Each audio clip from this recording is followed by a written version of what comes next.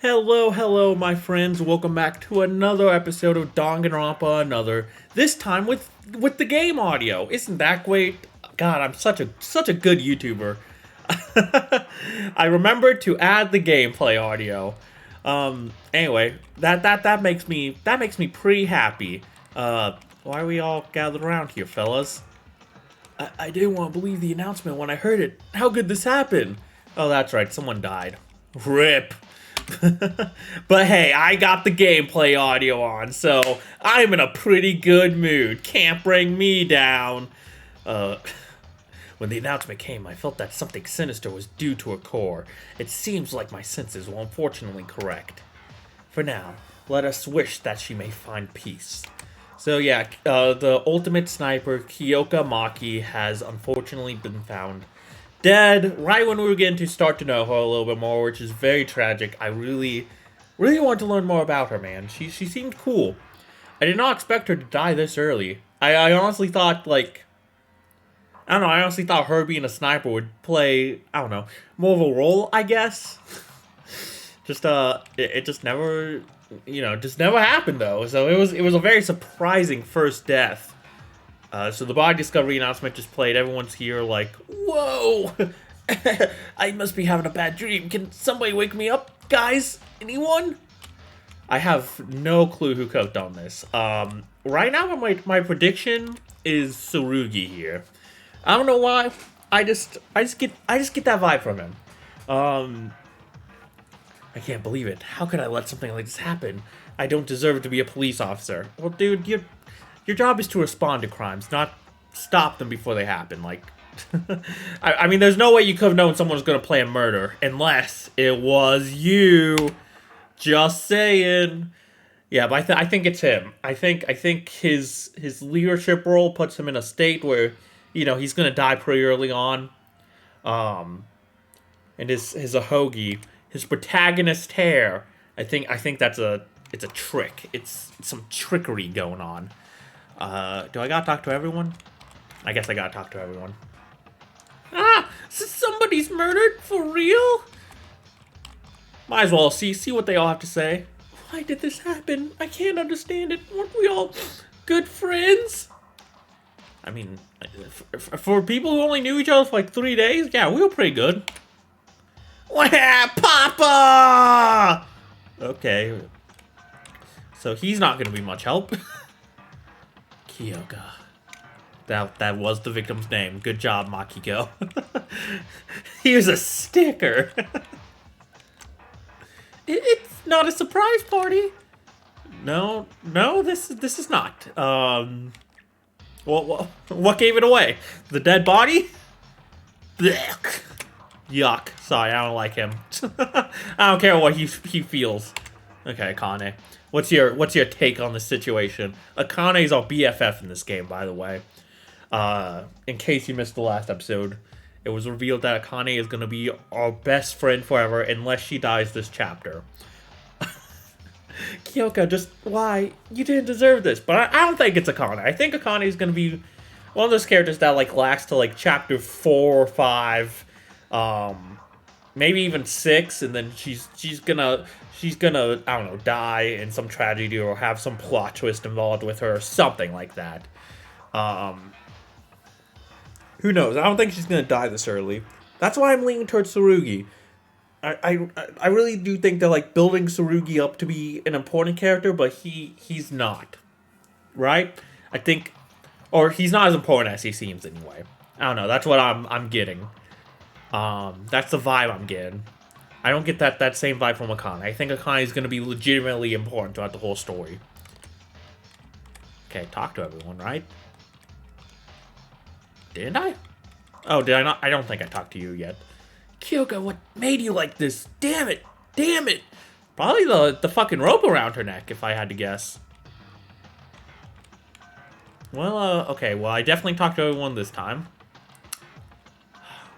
Well, this is a major Bumsville situation.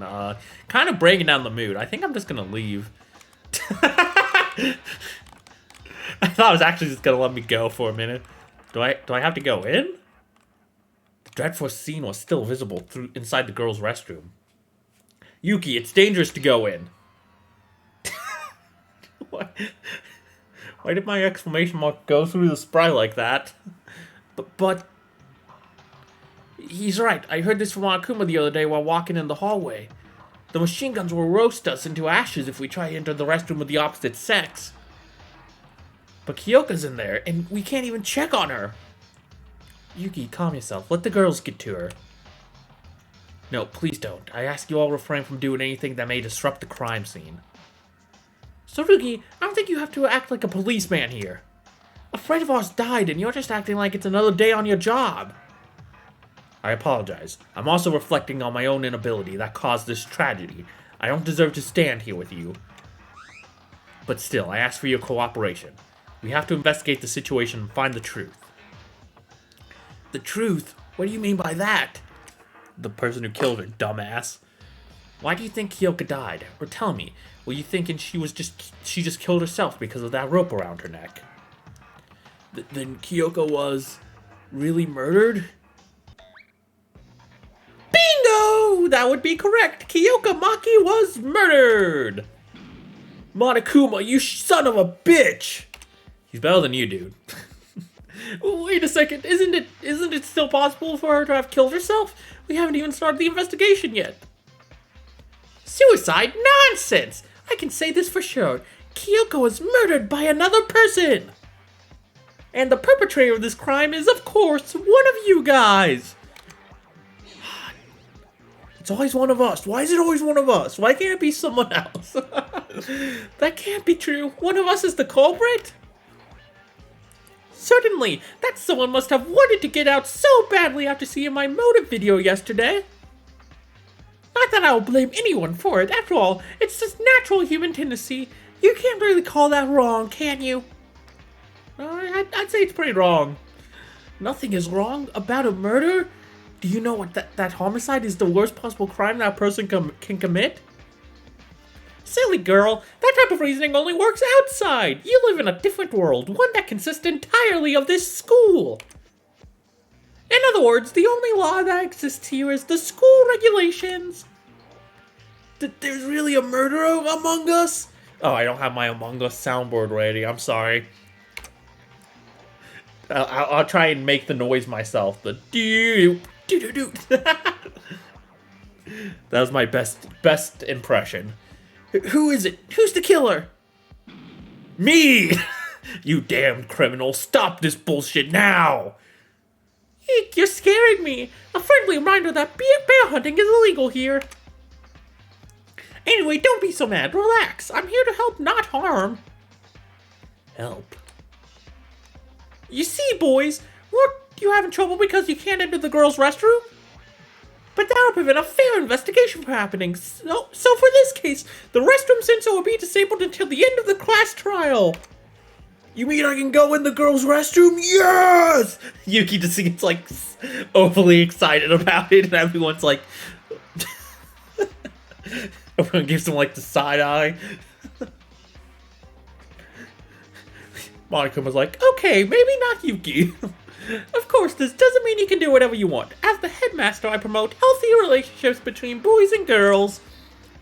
I don't know, you didn't do anything from stopping Mitch from sexually assaulting Akane yesterday, so... I'm gonna call a bluff there. Investigation? For what? When a friend of ours just died? Investigate the case for the upcoming class trial. What else could it be? Class trial?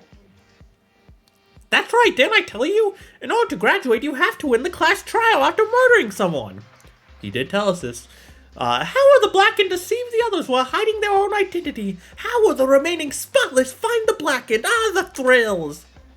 The investigation is all for that. Have you seen a detective who points out the culprit without any prior investigation? You bastard, you've gotta be kidding us. I don't know, that one dude from Sergeant Frog did a pretty good job of that. Well, spend your time wisely till I call you again. Last but not least, here's a bonus for y'all. $10. I'll give you this, namely, the Monokuma file. It's meant to be a guide to those who haven't encountered this kind of situation before. Well, this is like, what? Our 8th time encountering this situation over the course of this series, so I think I'm pretty good. It contains some useful information like the cause of death and fatal injury. Well, some of you are experts on this field and may not need this. But it doesn't hurt to have one, does it? Don't you want one too? Blah, blah, blah. Here you go. Oh, poo-poo. The cause of death? How do you even know that? Because I saw it through the surveillance camera. What do you think I do at night? Hibernating? Wrong! I'm always watching you! Would that mean that you already know the culprit? Oh, who's this? Oh, Mikaru. Yeah, I forgot you weren't. I didn't realize you weren't here because I hate you. I blocked you out my mind. Glad to hear that. I was wondering if Monokuma was trying to trick us again. As long as I have a fair game, I'm fine. Mikaru, where have you been all this time? At the entrance to investigate. I came here when I heard a body was discovered. You're a little late. Liar! What? How can you be this late when there's a murder? Especially when you love to be so nosy like that. Yeah, right? How were you the only one missing when we were all here? What are these morons talking about? Just confess it already. Aren't you the killer? Wait, stop. It's not the time to fight against each other. What's this? Now I'm suddenly left out. Well, fine. I won't let this get on me. Everyone, good luck on the investigation and see you later. After Monokuma left, no one dared to let out a word for a very long time. It was only natural. One of the 14 standing people here has murdered Kyoka. The familiar tension in the atmosphere, eyes doubting each other. The conflict was already at its climax. So, are we planning to do this forever? Yeah? That was the plan. Huh? Well, we stand here for the remainder of our time doing nothing at all. Monokuma has said that a punishment awaits the losing party of the trial. But punishment? Does that mean execution? Indeed, we all die if we fail to find the truth. That's why we have to do this. I have to do this. I'll die if I don't. By doing this, I'll need to question every one of us and point someone out as the culprit. Still, I must do it. If I don't want to die, if I want to survive, it's inevitable. When I became aware of my surroundings again, I found myself unknowingly entering the girls' restroom. It hurt that I had to doubt a friend, but a weird yet more intense feeling was boiling up inside me. The strange sensation of being in the opposite sex's restroom. I want to know, why did this happen to Kyoka? Who's the culprit that killed her? I want to find out. Curiosity took over my reasoning. And what do I want to do with it? I want to find that out as well. For now, it may be better to follow this intense craving for knowledge. Damn, I will do it. I'll expose the culprit and survive this game. That's the only option I have, right? Hell yeah, let's get it, Kyoka. Or Yuki, sorry. Kyoka's the dead girl. Before starting the investigation, let's leave the Monokuma file first. I must get something out of it. Oh, it just left by the body? Okay, interesting. The victim is Kyoka Maki. The estimated time of death is around 6 a.m. Okay, so it wasn't during that weird time when we were all traveling around looking for her. I was wondering if maybe that could be the case. But that'd be a very, very hard trick to pull off when everyone's out and about, I suppose. The body was discovered hanging in the girls' restroom of the student dormitory. The cause of death is contusion on the occiput. What? Contusion on the occiput. Am I reading that right? What is an occiput? Occiput. The back of a head or skull.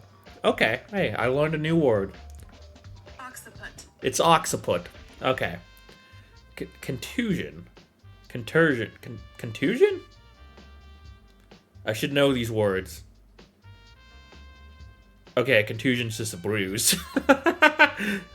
Contusion on the occiput. There seems to have been excessive blood loss from the wound. Is this it? Some of the information would have helped. Some more information would have helped. Contusion. Contusion. Okay, I was pronouncing that word right. Go me! I can figure out how to pronounce English words pretty good. Still have trouble with the Japanese ones, but hey.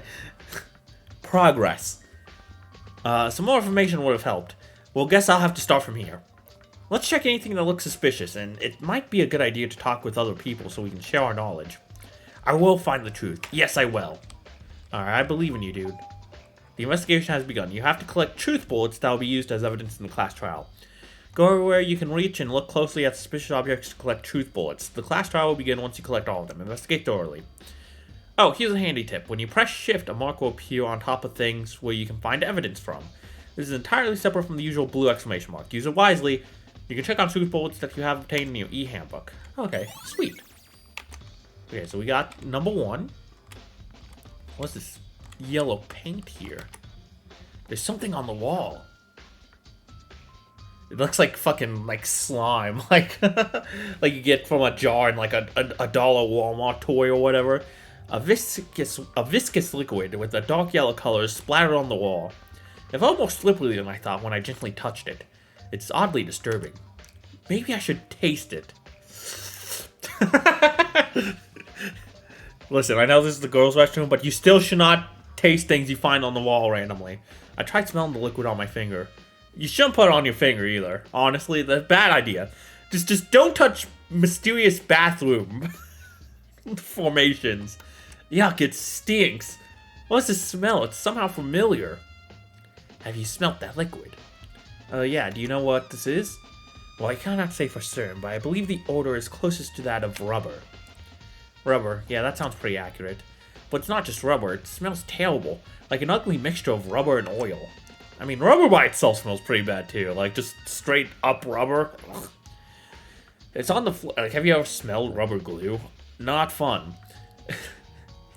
I used to be a certified glue sniffer in kindergarten, so trust me, I know. It's on the floor too. What do you think it is? Maybe it's been here since the first day. No, that's unlikely. Does it not look like the stain is heading towards Kyoka's body? Kenji made a convincing point. An explanation I can think of is the liquid trickled down the wall and to the floor, eventually flowing towards Kyoka's body.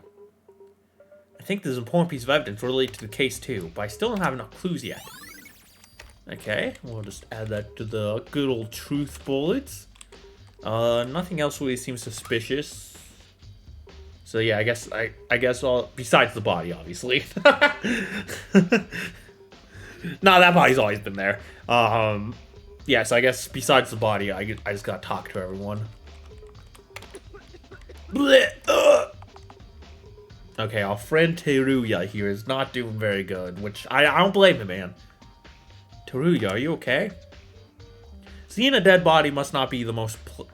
Probably it's not the most pleasant thing. Oh, God, can't believe someone really died. A real dead person. Teruya, it's not that.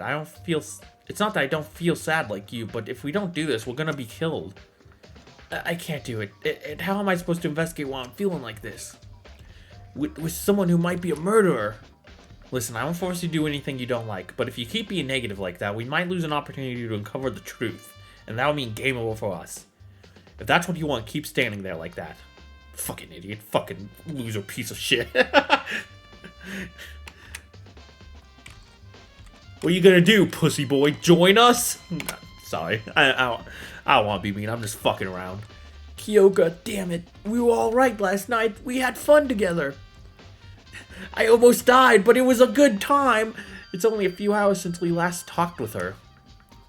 But this is reality, right? I can't let myself be overtaken by grief. I can't say I'm smart, but I'll try to the best of my ability. Hey, let's go, Haru. You got this. I'm gonna find out who did this to you, Kyoka. Let's help each other. Unless you're the killer. Look into my eyes. We'll see if there's truth in them. Okay, let's talk to you again, I suppose. Truly a regrettable incident. I have been bracing myself to a degree, but reality still seems capable of exceeding our worst expectations. It's making me feel like I'm out of hope.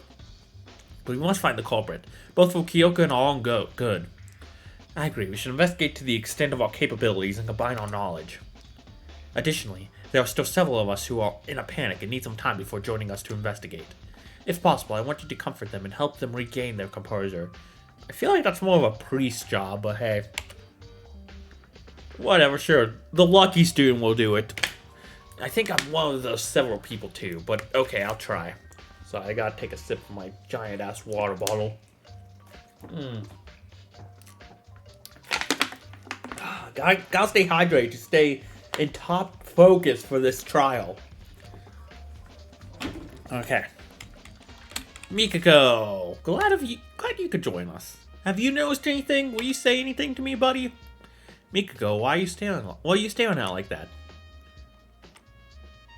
The rope there. Rope? What rope? Where? It's strange. The rope hanging Kyoka is strange? The hook. Huh? Ah, okay. Oh, she's right. I was too shocked by the sight of Kyoka's corpse nose it earlier, but now I see that the rope is fixed to the ceiling ball by a hook, but how's it strange? Yeah, you can kind of see it too in the sprite. I don't know how I didn't notice that either. How's it strange? It was probably just used to hold the rope in place. If it was done from the inside, it cannot be tied like that. Huh? What do you mean? Hey, she's talking. Yay. I'm very, very excited about this. This is like the most conversation I feel like we've had with her. Including her free time event. Too bad it has to be about one of our friends' dead body, but hey, I'll take it. Oh, I thought we were finally having an actual conversation, but she went silent again. Oh, no, Mikako! Still, I think she knows something. That means there's something about that hook. Alright, maybe we'll get out of her at the trial. It can't be done on the inside. What does that mean? I have no idea. It feels like it'd be a simple matter to just throw the hook up there and wrap it around. Like from the ground floor. Just have gravity, momentum, you know, do it, tie around whatever that is, a pipe or whatever. I'm not entirely sure what she's trying to imply here.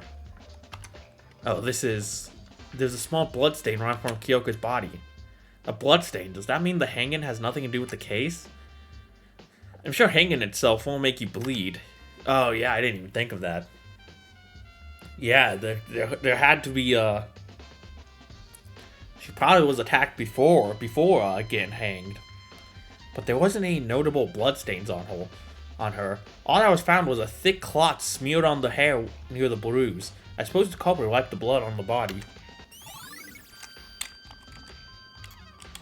What did you find, Miss Kanata? Sniff. Kanata, are you alright? It hurts me emotionally to do this, but I should avoid it, right? Because this is our only option. Yes, it's the only thing we can do. I do everything I can to help everyone as much as possible. She's gonna give us like a bit of an autopsy? So we can uncover the truth. Thanks, did you read the Monokuma file? Yes, there wasn't anything particularly remarkable. Kanata, do you think we can trust the Monokuma file? I mean, it might give us false information and throw us off. I came up with the same question and examined the body by myself. And I'm sure the information given in the Monokuma file was true. The time and cause of death mostly seem to match. Mostly? I need 100% accuracy here, girl! I see, I thought it could be Monokuma's trap. Guess I should start from here. Though there are very little clues. This is just my opinion, but don't you think Ms. Maki's body looks a bit odd? Odd? My examination results agree with the Monokuma file statement that the cause of death was a contusion to the occiput.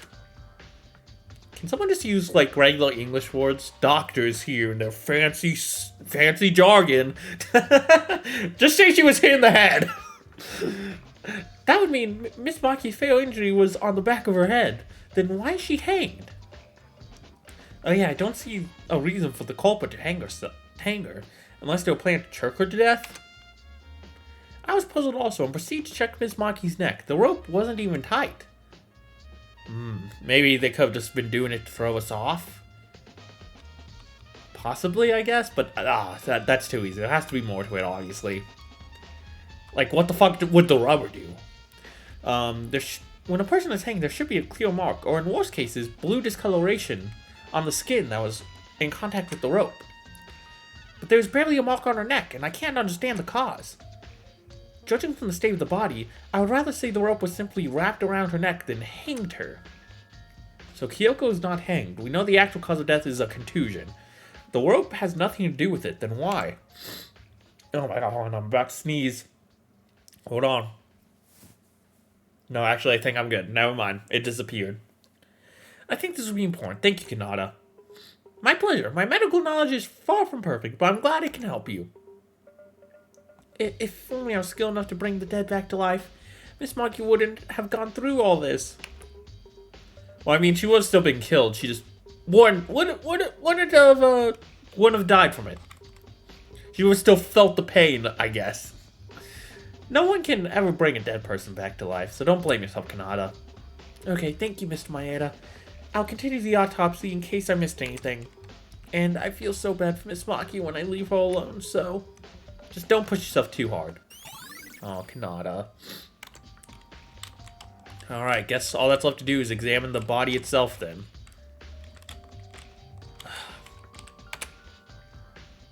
Ugh. God, that's a horrifying image. I gotta say, like, I'm sad I ruined the last episode with no gameplay audio by, I'm sad I ruined the last episode because it had no gameplay audio. Because, the actual scene of finding her daddy, her daddy. You know what, I'm having a stroke right now. What the fuck? I just combined the word dead and body and made daddy. Okay. All I was trying to say was that scene was very horrifying. Oh my goodness. You know what? I gotta continue. Let's go. Kyoka's body. This is the real death of a human. And as I watched from up close, I felt like I was becoming extremely closer to death itself. Kyoka. Last night, it's Kyoka who saved me from losing my mind after watching the motive. In a situation where you can't even trust yourself, a bright smile drove negative thoughts away. Why did this happen to you? I shouldn't run away from reality, no matter what. I have to face it and move forward for Kyoka's sake. I think professionals like Tsurugi and Kanata already examined the body, but it won't be a bad idea to look over it myself. So, Kyoka, I'll check your body real quick. Struggling to keep myself from retching, I inspect Kyoka's body. Yeah, don't throw up all over the evidence, buddy. According to the Monokuma file, the death happened about 3 hours ago. Only 3 hours have passed, but there wasn't even a tiny bit of life left in Kyoka's body. Anyway, the Monokuma file said that the cause of death is a contusion to the occiput. I carefully examined the back of Kyoka's head. Yep, there it be. The contusion on the occiput. There really was a large bruise on Kyoka's head. It created a giant dip in the skin. On the skin. Something's not right. How's there not a single drop of blood on the body when there's an injury like this? Ah, yeah, that's true. The culprit could have wiped it away to get rid of remaining evidence. But that would be pointless since the Monokuma file tells us everything. To be fair, would they have known about the Monokuma file? Kyoka. Huh? What's this? While examining Kyoka's body, I suddenly realized that she was holding something in her hand. Oh.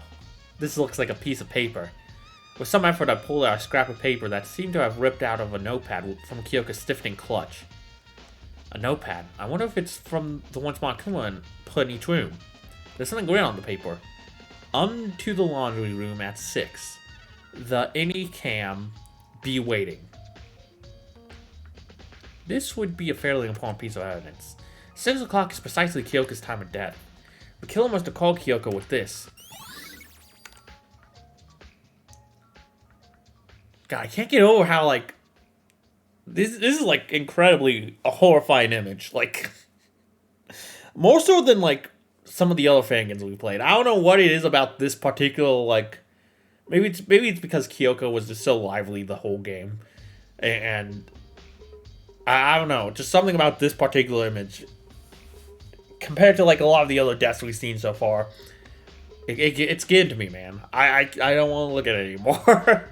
I don't think there's anything else special. Plus, I don't want to touch a dead friend's body any longer. Okay, good. I silently prayed for her. Alright, I think that's all that's here, right? Oh wait, do I gotta examine these things again? A viscous liquid splattered on the wall. Okay, no, I don't have to. Yeah, I don't think I have to. It's just telling me that... Okay. So I guess we can just leave then. Hey, Connor!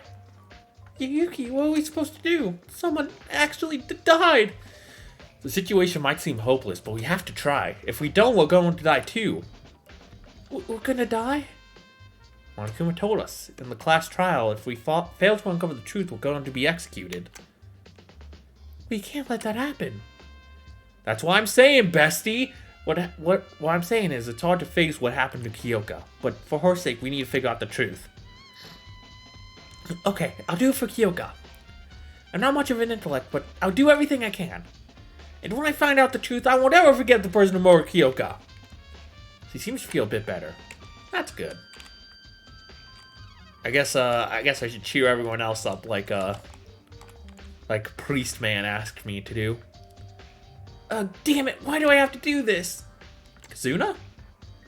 What the? Who is it? It's me, Yuki. Did I surprise you that much?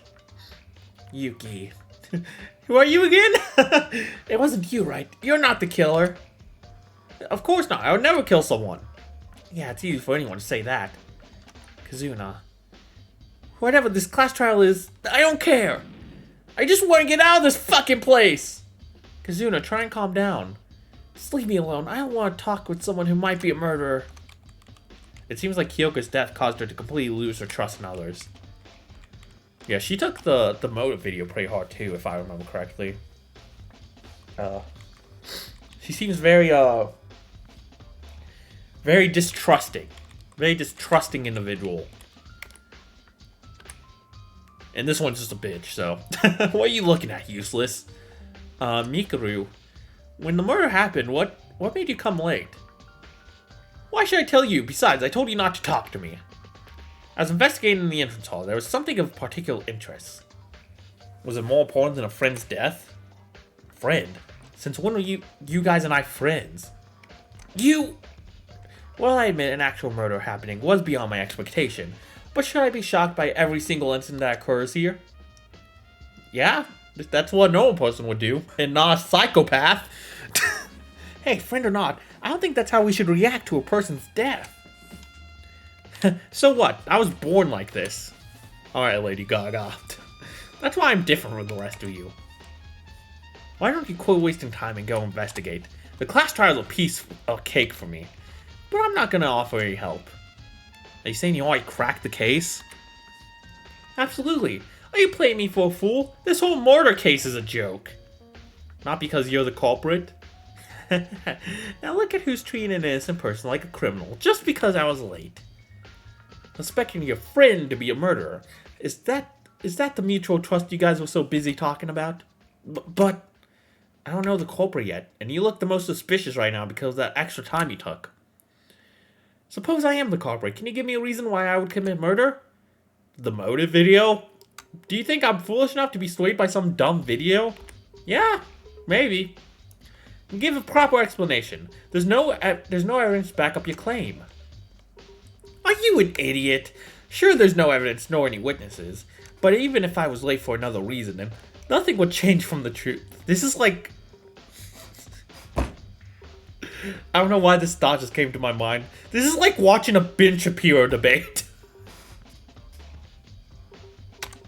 Ray Mikuru is Ben Shapiro. Coming late to a murder scene despite the announcement is suspicious enough. Let's just say, hypothetically, I was late. What would that matter? This is a waste of time. Get lost if you don't get what I'm saying. I have things to check on and can't spare time for morons. Mikuru, why do you always have to... Jeez, what a nuisance. Why are you acting so friendly anyway? Didn't you get enough?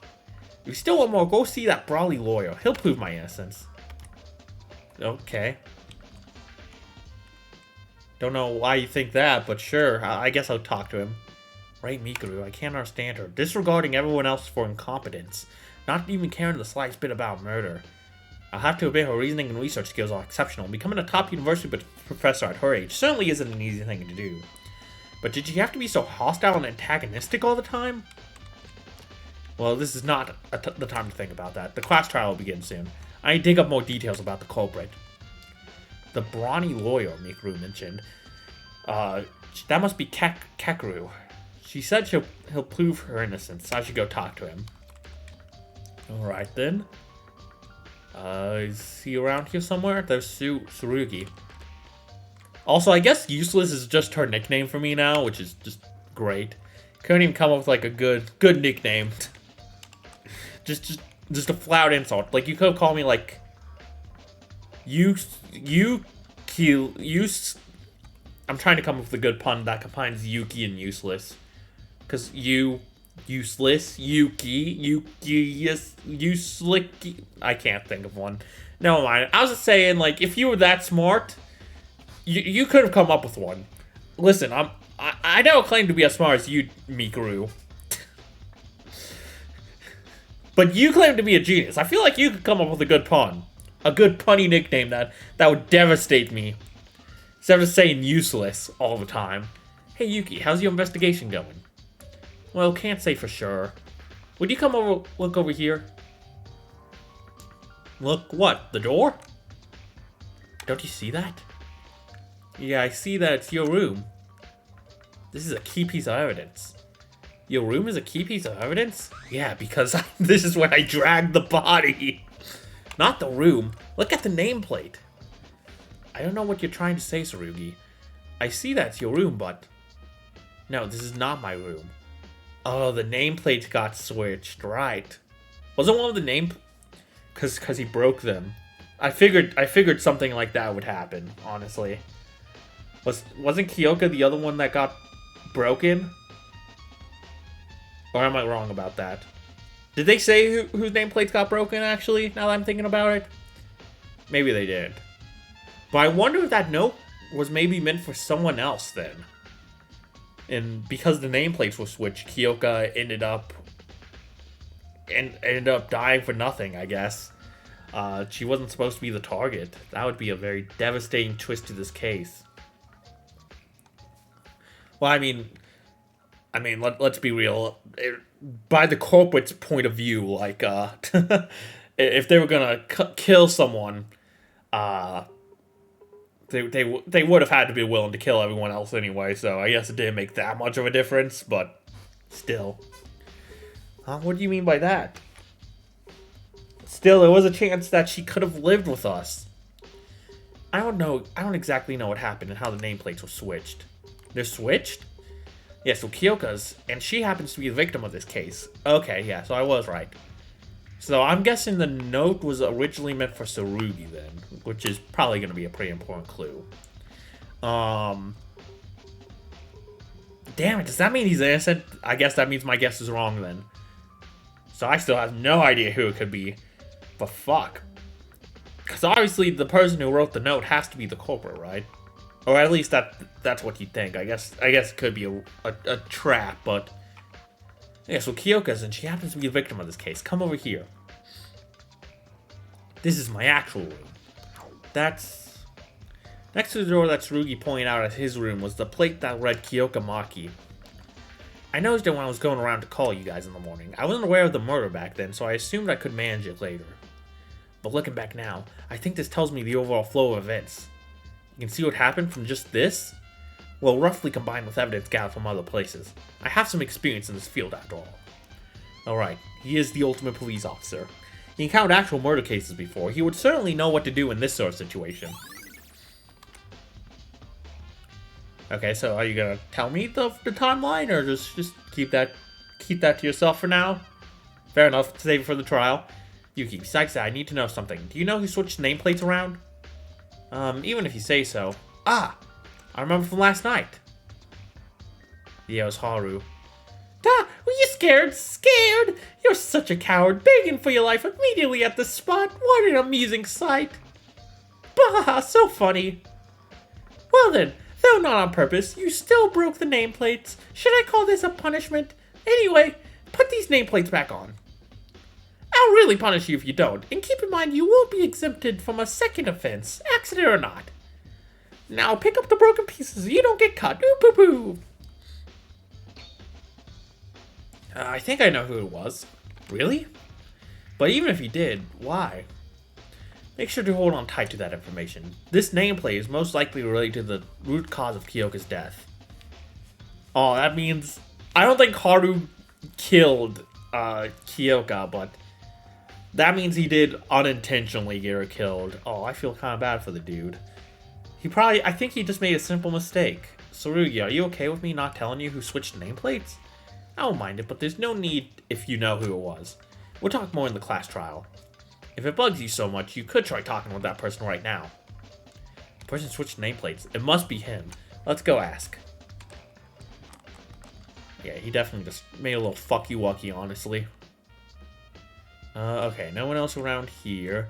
So we gotta find Lawyer Man and Red Baron. Anyone over here? Hello? This room has all sorts of weird things. Yeah, what the fuck is this room? Is this the first time I've been in here? What is this room?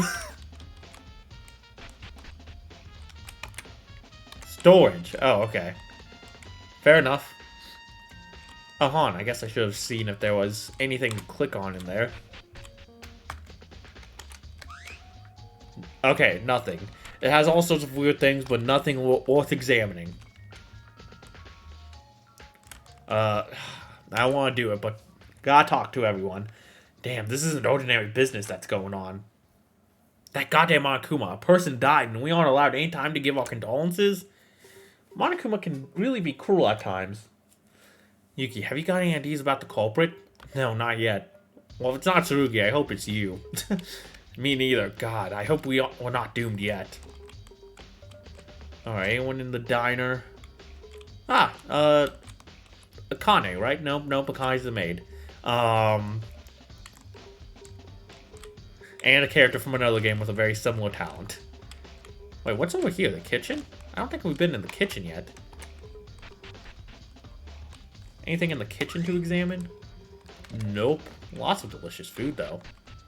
Wow, what the fuck? Did they get Subway catering or something? Are these, like, sub sandwiches? Some protein bowls? I mean, Subway doesn't have red wine, but... I don't know, maybe in Japan they do. The Subway red wine. Goes good with the footlong. I am thoroughly investigating every section of the building, but the diner seems to have little relevance to the murder. You're probably right, but we won't want to overlook any clues, so let's search let's search more carefully. All lives on the line. Really, it kind of just looks like you're standing here. Oh man, I wish I could move while that Eye of Truth was up, or whatever the fuck it is. Lens of Truth. And I don't play it. I suppose it's for covering the windows. Yeah, okay. So there's nothing in here. I think I can confirm. Alright, in here we go. Hi, Satsuki. Yuki! Yuki! That is my name. Thanks for wearing it out. What do we do? Kyoka's really dead. Calm down, Satsuki. I know it can be confusing, but if you give up here, everything will be over for real. Think of what you can do right now. Yes, so Satsuki came on an expedition to investigate the school building because nobody seemed to really care about it. And got 0 clues. Cheer up, just remember that we need to investigate to move forward. Alright. Oh, hey. Fancy seeing you here again. What is it now? Why did you come to me again? Well, you said there was something that caught your interest. I was wondering what it was. Which happens to be none of your business. Didn't I also say I won't give you help? It's more of a minor thing. Look inside the shop if you're curious. A useless guy like you won't see it anyway. She really loves that name for me, huh? Alright, what's up in here? This is the antique store. A place filled with bizarre odds and ends not found anywhere else in the building. I thought the Cobra might have gotten their tools for murder from here, but as I didn't come here very often, everything looks the same. I've only got an expert on the store. Huh, wait a minute, wasn't there someone? Stores sell things. Someone who's an expert of selling things. Oh, Teruya? That person might know something about this. I should ask him. Hell yeah. Well, I mean, I hate to prove Mikaru right, because she was right. I could not figure it out by myself, but gotta do what we gotta do, I suppose. It's locked. I can't go in there yet. Oh, this is the nurse's office, right? Yeah. What's up here? The gym. Yeah, let's go see if there's anything weird about the gym. Maybe something was taken out of the case or whatever. No, but I can't even activate the lens of truth in here. Rip. In here, maybe? Nope. Okay, so that tells me there's nothing here that I need. Good to know, good to know. Save myself some time. Ba ba da ba ba ba boop ba doo. This is the girls' restroom. Hey, he said you were allowed to go in though. He said he was turning off the security system. I'm assuming that applies here too. Go wherever you want, Yuki. Don't feel afraid. Anything in here? Okay, nothing in here. Is there anything in any of these rooms? I doubt it. I guess let's just go to the entrance and see if we can find anyone else. Or find out what Mikaru might have been looking at. Nope. Okay, nothing in here. Oops. Accidentally turned on sticky keys.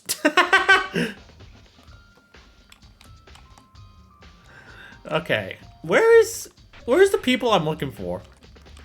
Where is everybody at? Laundry room? Ah. Blood. Awesome. A clue, finally. Yeah, it did say to me in the laundry room. The note did. Is this? The sun's sight took me by surprise. Blood in the laundry room? Wait, the body was in the girl's restroom. Why is blood splattered all over here on the floor? Blood stain in the laundry room. What I can infer from this is, could it be? Okay, interesting. Interesting. That seems to be all that's here.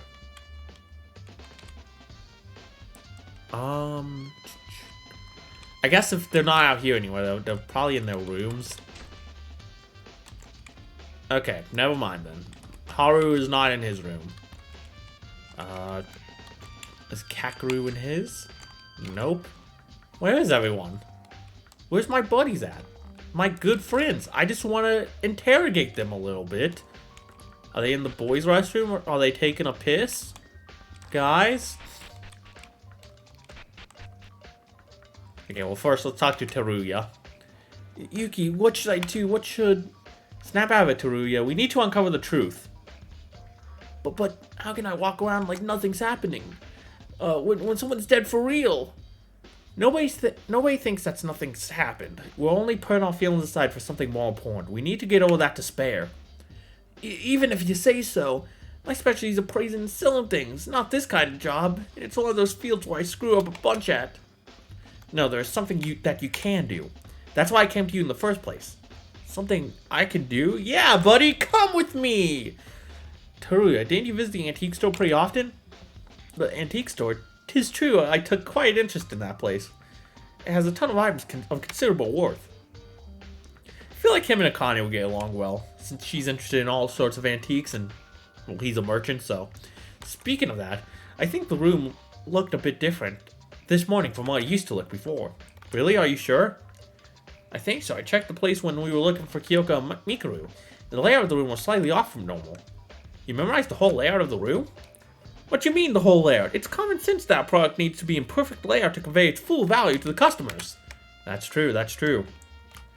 Watch any video about, like 100 facts you didn't know about Walmart, and you see that they lay out things in a very specific way to trick you to buying more stuff. When I was 6, I learned the hard way how much the layout can influence daily sales. If you say so, then it must be true. Wait, why is the layout suddenly out of place? About that rope and hook, Teruya, did you see them at the antique store? Don't know, I didn't look over everything in there yet. But I can say this for sure. The storage didn't have anything like those, I'm positive. Then the culprit may have gotten the supplies needed for this murder from the antique store. Ah, okay, not from the expected storage place. How did you figure that out? You're smart. Because of what you just told me, Teruya. It's all thanks to you. You and your pointy head. I'd pet you, but I'm afraid that thing would stab me through the hand. Thanks to me? Are you starting to feel better now? Always bright and cheerful. That's the Teruya I know. Yuki, I love you. You're right. I feel better after all this talking. Everyone will feel sad. I'm not an exception.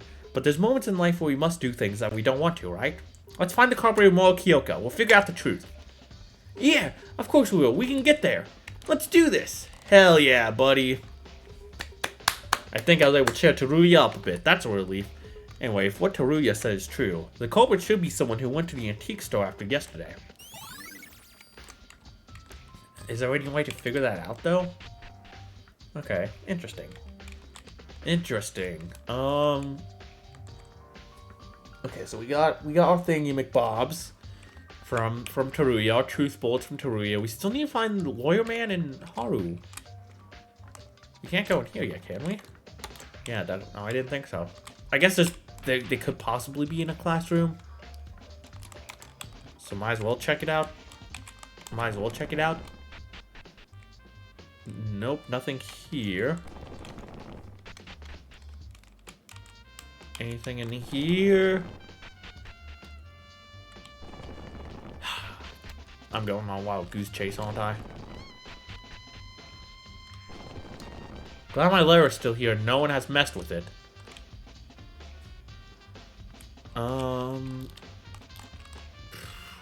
Oh my god, where else could I possibly fucking look? What am I missing?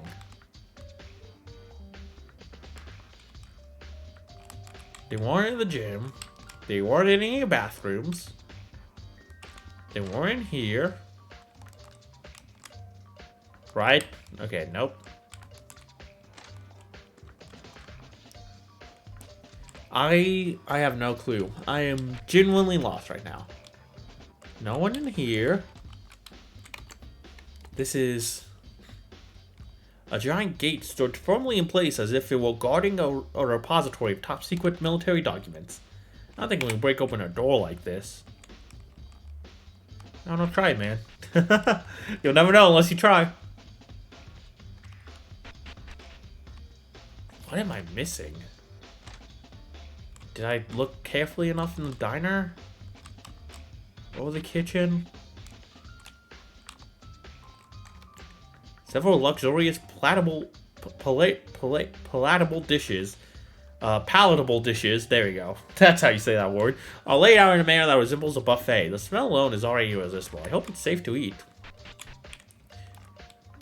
I hope it's safe to eat considering I've been eating this for the past 4 days. Would be kind of bad news if it wasn't.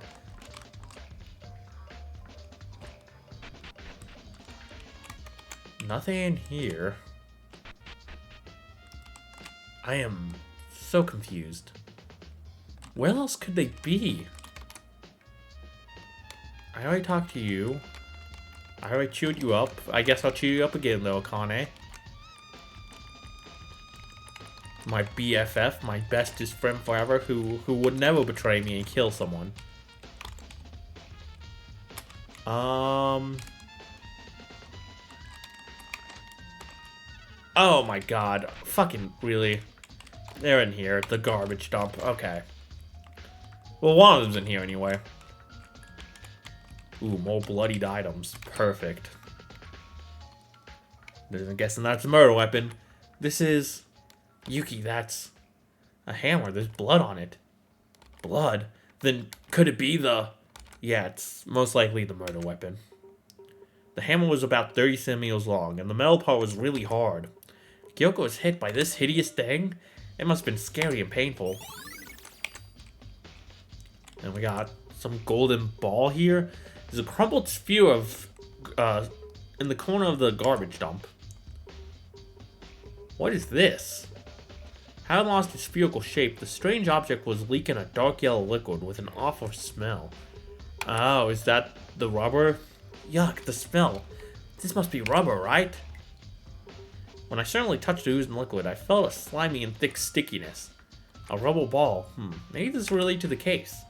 I know there's nothing like this in the trash room before the murder. How? We were barely in here. But what is this feeling? I mean, it's related to the case, definitely, because we saw rubber in the murder scene, so... Yeah, I'd say it's probably related. What's this feeling? I feel like I saw something like this before. You mean the other rubber? Oh, I need to talk to Mr. Man over here, Mr. Macho Man. I think I found something, but I'm not quite sure. Kakeru, can I talk to you for a second? Huh? What's the matter? I tried to ask Mikaru about the reason she was late. She kept insisting she was innocent and told me you might know something. Oh, Mikaru, that aloof girl. Are you two becoming close because your names sound so similar? Do you know why she came late by any chance? Yeah, I should have said it earlier, but when we were all looking for her this morning, I knew where she was.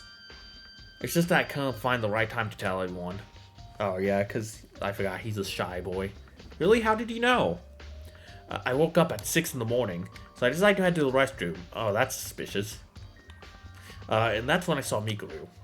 I don't think he's gonna be the culprit though. I asked her where she was going, and she set off to investigate. Now, get lost. But it is suspicious Mikaru was up that early, too. And then she went toward the school wing. If Kakeru's saying the truth, it looks like Mikaru really was investigating at the entrance hall. But after that, when did you see her again? Well, after that, I went to the restroom and then directly back to my room, so I didn't see her until after the murder. All else besides Kyoka, Mikaru, and Tsurugi were in the diner since 7 a.m.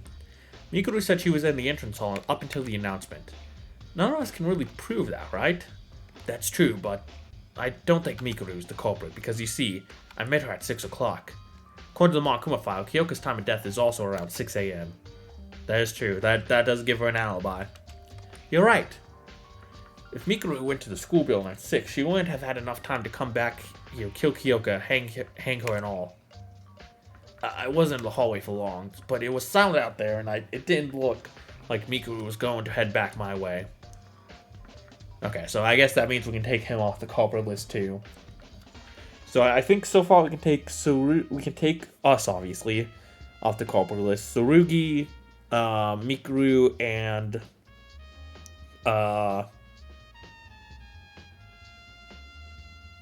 him, Kakeru. Sorry, I forgot your name for a minute there, buddy. I suppose we can't say she's the culprit because of her being late then. What? Can we take Yuki off the list? I kind of want to take him off the list because he's the protagonist, but I don't know. These games like to get weird sometimes. Wait, does that mean Kyoko was being murdered in the restroom and I met Mikaru? If only I wasn't so dense. If only I thought to piss in the woman's restroom instead. It's not your fault, Kakeru. Don't blame yourself. The one who's responsible here is the culprit. Now it's Monokuma who caused all... No, it's Monokuma who caused all this. Shoot. How could I not have noticed? Anyway, thanks for telling. No problem. Let's try and investigate some more. Okay, so we still gotta meet up with, Haru. Still no idea where the fuck he is. He's not in his room. I feel like that's probably the last thing I need to do to close off this investigation, but I got... It's like a fucking scavenger hunt out here, man. There's not many places where he could be, right? But he's not in here. I love that the blood, it has like hit detection. It's a solid object. Stops me in my tracks when I try and walk over it. I just think that's funny. Can't go in here. He's not in the diner.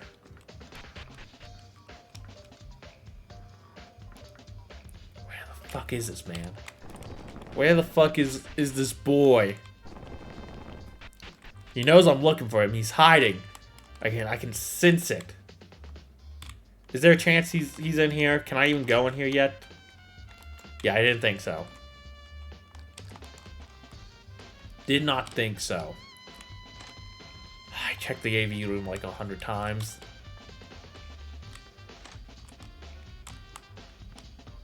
I'm gonna feel so stupid if I walked past him or some shit like that. Like, I went to a room he was in and I just didn't notice him. It could happen. That seems like a typical Evan move. He's in here dunking basketballs. In the worst gym known to man. No, I don't know where the fuck bro is.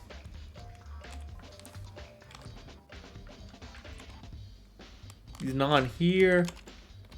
Because it's locked. He's not in here.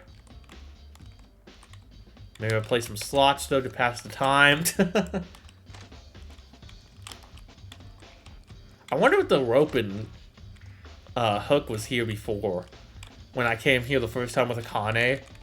And now it's gone, like just a really minute detail. That would be cool if it was. Okay, yeah. Nothing. You have nothing to say even though we talked to Kakaru already. Where the fuck is this guy? What is he doing? Wait, he was in the restroom, wasn't he? God fucking damn it. I forgot he was in the restroom. I was literally there talking to Teruya. Yeah, he was... oh, fuck. I am an idiot. Damn it! I was hoping he was just in an obscure place and... No, I'm just a fool. I'm just a fucking fool. Sorry for not being much help. I'm trying my best to investigate, but I don't understand anything. What should I do? Hey, Haru, I have a question for you. Huh? For me? What is it? When we were with Kyoka and Satsuki last night, what did you do after getting back from the restroom? Oh, that? You know that I broke the nameplate, so I just put the new ones back up like Monokuma told me so.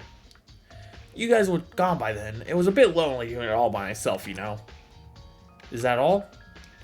What's the matter, Yuki? Did I say something wrong? Oh, he's suspecting you of murder, bro. No, I really do think he just made a fucky-walkie, though, honestly. I went straight to bed after putting them back on. So 2 nameplates that he broke yesterday. Did they belong to Kyoka and Tsurugi? Kyoka and Tsurugi. Yeah, I think so. I'll be frank here. Since last night, the nameplates on Kyoka and Tsurugi's rooms have been switched. Switched? Yeah, Tsurugi said it'll be an important piece of evidence, but I couldn't think of anyone else than you that could have messed with them. And one of the switched nameplates belongs to Kyoka, the victim. Isn't this too much to be a coincidence? Wait a second. Switched? They're switched? Did I... What is it, Haru? It's probably my fault that the nameplates were switched. So you really did. Why did you switch them? Is it because you're the culprit? No, trust me, please. I'm innocent. Okay, I trust you. It was that easy. Just looking in your eyes. You got the eyes of an innocent man. So, can you explain why you switched nameplates around? Well, actually, I normally don't pay a lot of attention to the dorm rooms, so it was a bit difficult to see whose room was whose. I mean, I wasn't sure where Kyoka and Tsurugi's nameplates originally were. Plus, that restroom trip in the middle just kept adding to my confusion. I didn't want to bother anyone when they've just gone into sleep. So I put them back based on my vague memory, but I must have done it wrong. I'm sorry. That's fair enough. That's fair enough, man. I mean, I would have probably asked Monokuma, but hey, I get it. I get it. Scary bear. Don't... The less you talk to him, the better, probably. So that's what happened. Alright. I don't know how this connects to the case yet, but it seems like an important clue. I really didn't know. Don't assume I'm the culprit just because I did it. I don't. Thanks for telling me the truth. Alright, that should be everyone now. Sorry it took me so long to figure out where Haru was. I forgot he was in here. Announcement from Headmaster Monokuma! Looks like all of you are tired of waiting. Shall we begin then? Our very first class trial! Everyone please gather at the carpeted door at the end of the school area hallway. I'll be waiting there. Oh, poo-poo! It's time. If we fail to identify the culprit in this class trial, we die. I really don't want to go through this, but I don't have a choice. This is the only way. The door with the carpet in the school area. I should go there.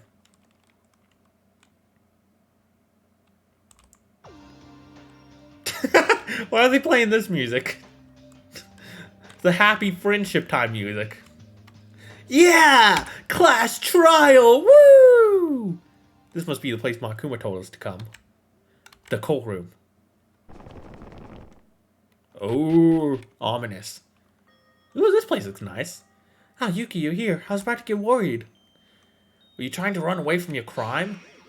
Are you saying I'm the killer? Mitch Wood. Fucking ass. Oh, sorry, I got so pissed off at Mitch. I hit my keyboard. Don't get ahead of yourself. We'll eventually find out the culprit, even if we don't want to. Even if it is the wrong answer? What do you mean by that? The fuck you mean by that? Since we came this far, did everyone get ready to be or not to be? Dead or alive? That is the question. Didn't realize you were the ultimate Shakespearean. Stop joking around. We're trying to be serious. Hey, you all listen. Haruhiko is right. This ain't an ordinary trial. Oh, God. All lives depend on it, so quit whining and pull yourselves together. Kakeru. Jesus. Hey, I'm glad you're coming out of your shell a little bit, though, buddy. Mr. Yamaguchi, what's wrong? Oh, what's going on with him? What's wrong? What's wrong with you guys? You all loosened up. You'll never get anywhere near the truth. That mindset. Oh, is it... Okay, is it because he's a lawyer and he's about to enter a courtroom? Oh my god. Okay, that's a little funny. That explains why such a shy guy became a lawyer to begin with. Waha! It's like he switched into his alternate personality with a sneeze. That's a stupid plot point. Who would do that? Kakeru, did you eat something wrong? Shut your trap, wimps! I'm always like this in the courtroom. If you're pissed off by how I am, challenge me with decisive proof in the trial. Where did that stammering coward go? I always wondered how Kakeru became a lawyer with all his shyness. Though his sudden change came to me as a surprise, it made me understand why he was the ultimate lawyer right away. That powerful voice and spiel will surely give him a great advantage in court. The only problem is, he sounds more like a gangster than a lawyer. Alright, let's do this. I'm excited. Yo! Looks like everyone's here. Take the elevator and come underground. I'll be waiting for you guys. That's a fun little switch up. I like that with Kakeru. It's time for real. Let's hope we'll do our best. And then, of course, after the trial, he's going to immediately go back to being stammering and shy. That just makes me like Kakeru even more, honestly. Come on, folks. Move, move, move. We got no time to waste. Wait up for your slowpokes.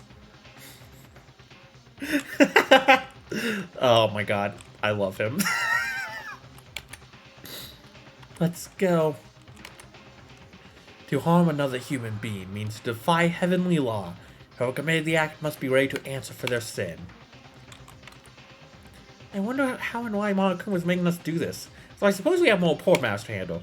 I just had a thought, if Kakeru is ever a murderer, I don't think he would be in this case, but if he ever is, this side of him could be really scary to face off against. Okay, Kazuna's still not talking to me. Even fucking Kakugo talked to me more. Wow. Phew, I've tried my best, but I'm still not sure on this. I might need to hear what the rest of you found out to get a grip on this. Kyoko will be watching us from up above. Let's find a murderer and help her find peace. She's fired up. Whether you like it or not, we need to do this. Let's go. The class trial will start soon. We did our best, so let's hope that luck is on our side.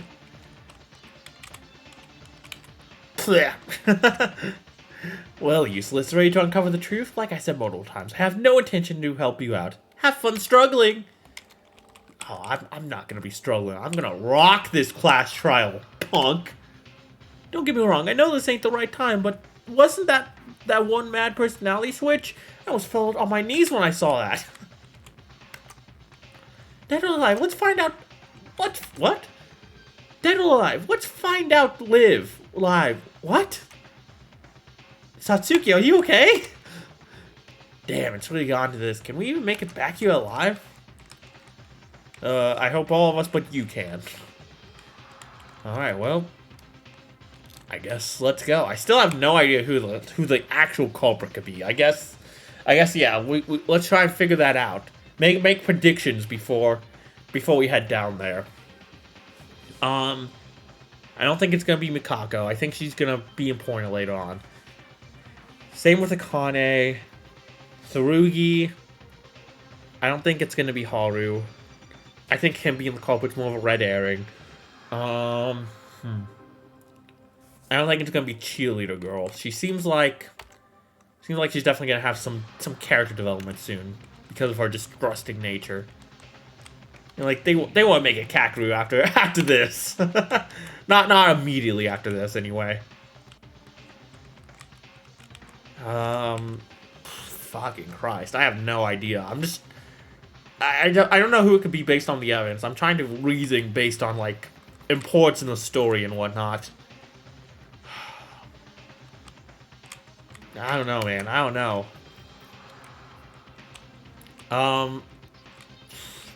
I'll just say Mitch. You know, let's go Mitch. Final answer. Hope I'm right. Is everyone ready? Let's hit it. We'll reveal the truth right in this trial. I'm mostly just saying Mitch because I really do want it to be him. Right, in this trial to find Kyoka's murderer.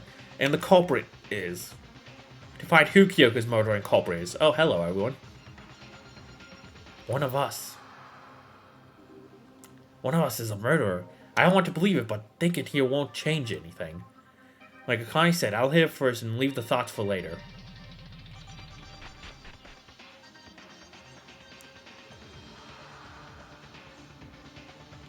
Shaky elevator, huh? The elevator descends underground with a series of clinks and clangs. Gosh, this is gonna take forever. Which floor are we on? This feels like we're going somewhere we can never come back from. So, how's all you guys this weekend? Not concerned about our uneasiness at all. The elevator slowly approaches its destination. Ow. We're here. Ooh, hello. This is a nice little courtroom. Whoop-a-poo! Finally, I was dying to see you all! What is this place? It looks so flashy. I set this special courtroom just for you guys. Isn't it sick? Other courtrooms would be nothing compared to this. What the hell are you speaking? You called us a court? You better be kidding. This is contempt of court. Well, enough talking. Let's get over this quick. Stand where your name is written.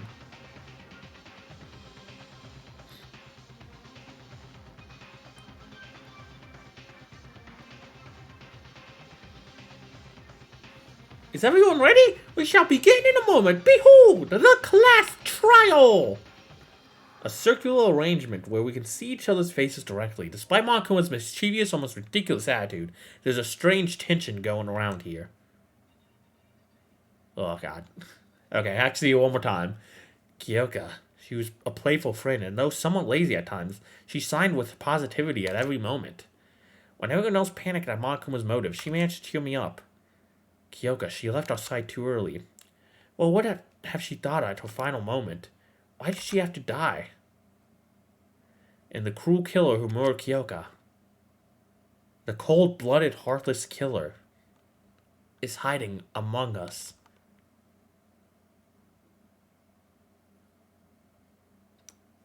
And thus, Act 1 at Hope Peak Academy begins. A life-or-death trial. A life-or-death deception. A life-or-death betrayal. A life-or-death mystery. A life-or-death lie. A life-or-death truth. A life-or-death death. Class trial.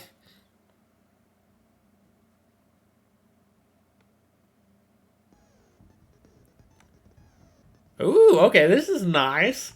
Participation is mandatory for all survivors. In the trial, the survivors must figure out... Yeah, we know that. I guess we can do our truth bullets one last time. I think I got the hang of everything, though. I do wonder how the gameplay is going to be. We'll see. Is it going to try and be accurate to the main games, too?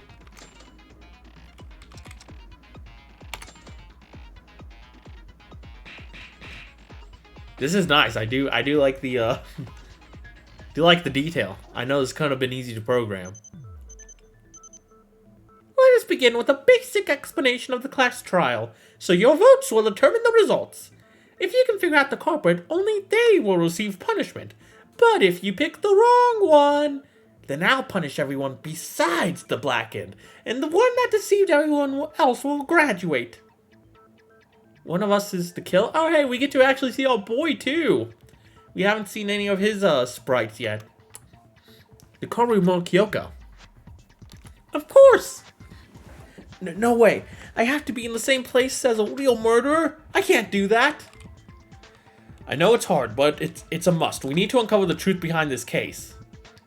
And ultimately, reveal the culprit's identity. Was that pun intended? Ultimately? Wait, hold on. What's that? That picture of Kyoka. Wouldn't it be awful if she got left out just because she died? Friendship penetrates even death's barrier. I'm glad we don't have a pervy character here to make a weird sex joke out of that. Hey, let me ask you something, just in case.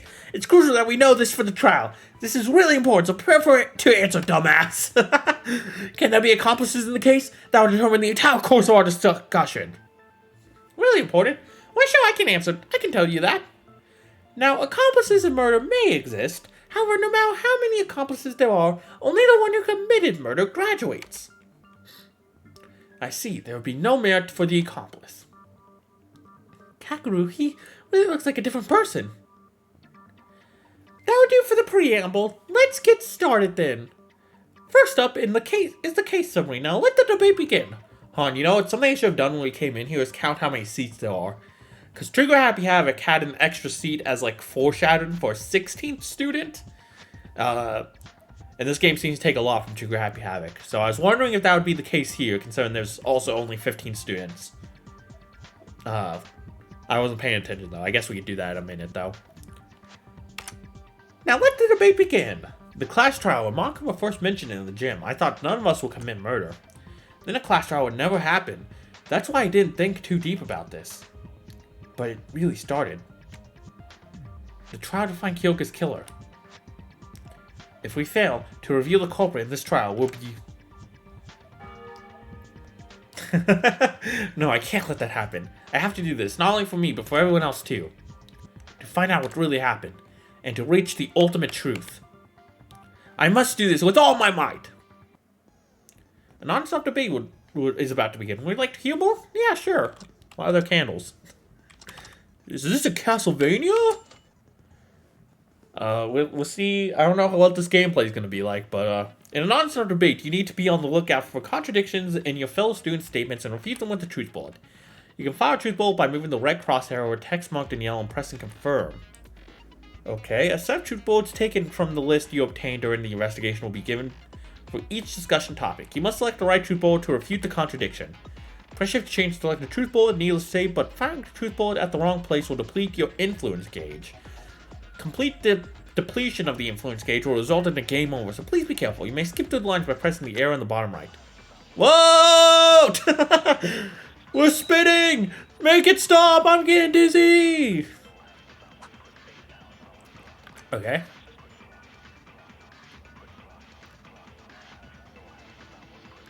Oh shit, we got a cursor and everything. Let's start with the basics. Hyoka Maki was the victim, yes. Well, this is wild. She was our classmate and friend, brutally murdered this very morning. This is my first time playing a Fangan that does something like this. Miss Maki was discovered in a girl's restroom hanging by her neck. But who could have done such a terrible thing? Look, you see, I still can't quite believe the actual murder happened here.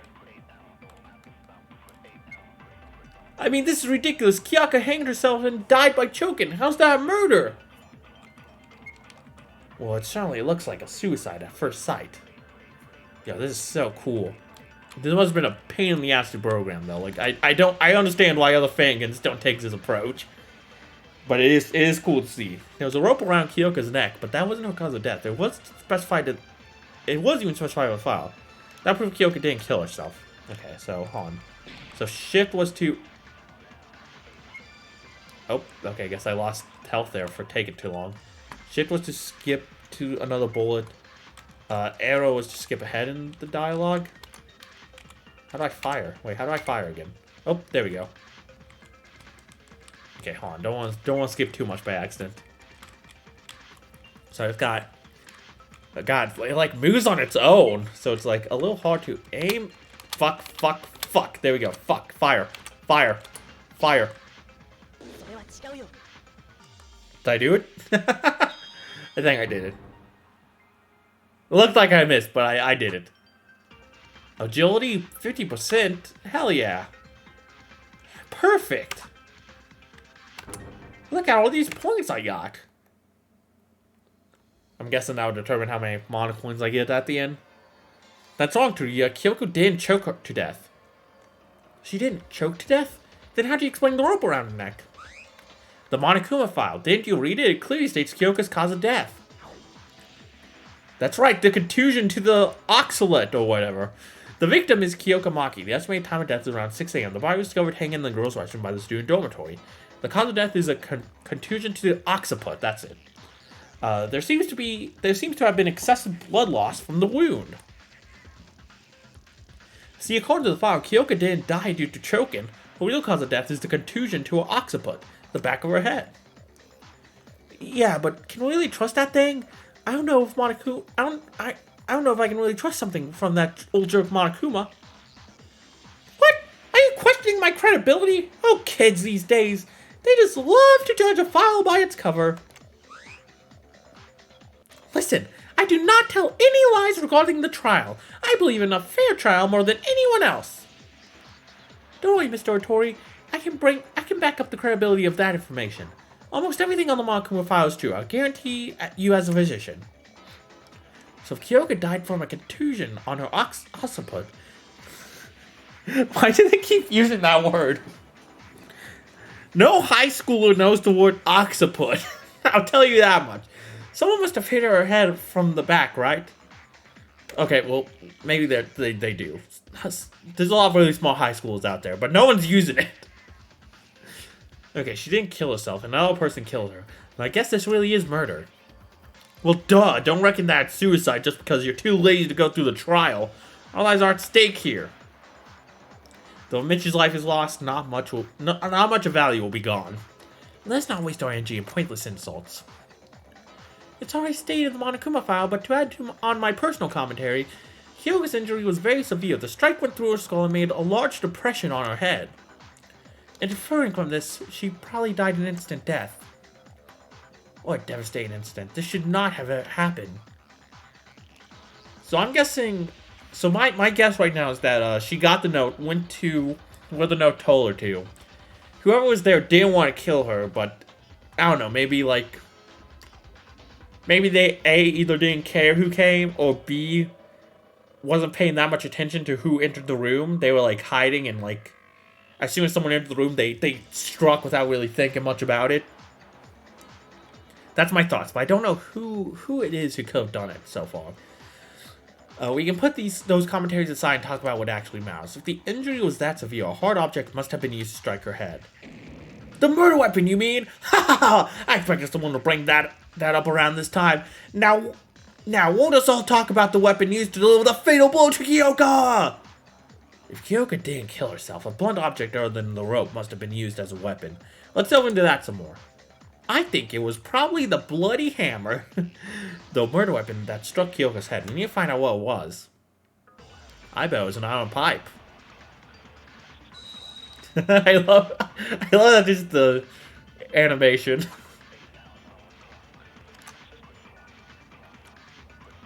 Okay, thank you for making this easy so I can get used to the controls still. The culprit must have hit her head with a blunt object. Okay. That should be the weapon. True, that's true.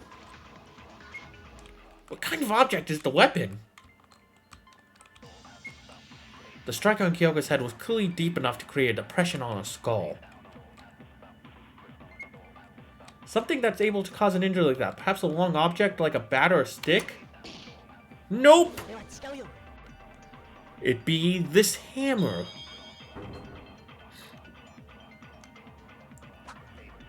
Hell yeah, look at that! I am so good at video games, guys.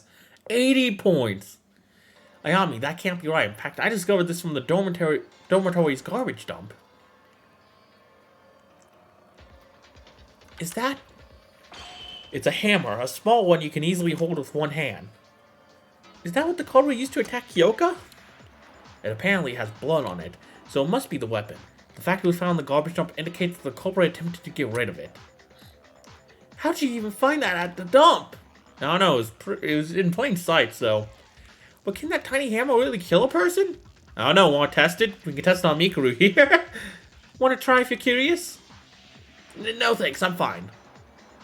Regardless of the size, a hammer is made of metal. With enough force at the right angle, killing a person in a single blow is not entirely impossible. To sum up, the culprit murdered Kyoko at once with a hammer strike from the back, then hanged her.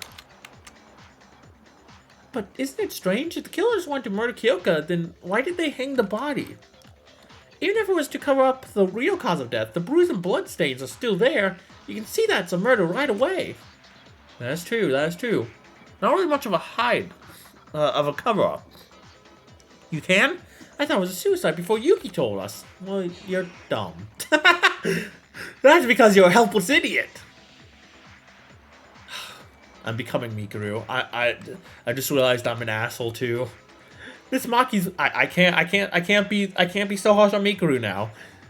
This Maki's body didn't look typical of people who hang themselves in the first place. Too unnatural if it was meant to be framed as a suicide. Too unnatural. Yeah, it did look slightly different from a typical suicide by hanging. I say this as someone who has witnessed tons. I've lived an unfortunate life. It looked natural because the rope was loose. Okay, never mind, that wasn't it. Fuck.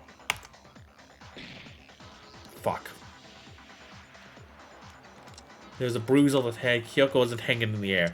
There's a bruise on the head. Fuck! No! I'm losing! I'm losing stars! Kyoko wasn't hanging in the air. Really? Really? We talked about the other two in such extensive detail. It was the one that no one even brought up. Like, yeah, that was true, but I didn't think that's where they were going with that. I think I can defend myself here on this one. Kina, do you mean the body looked natural because it wasn't hanging in the air despite the rope being tied on her? I guess that's correct, don't you think so? Oi, I got zero ideas about all this.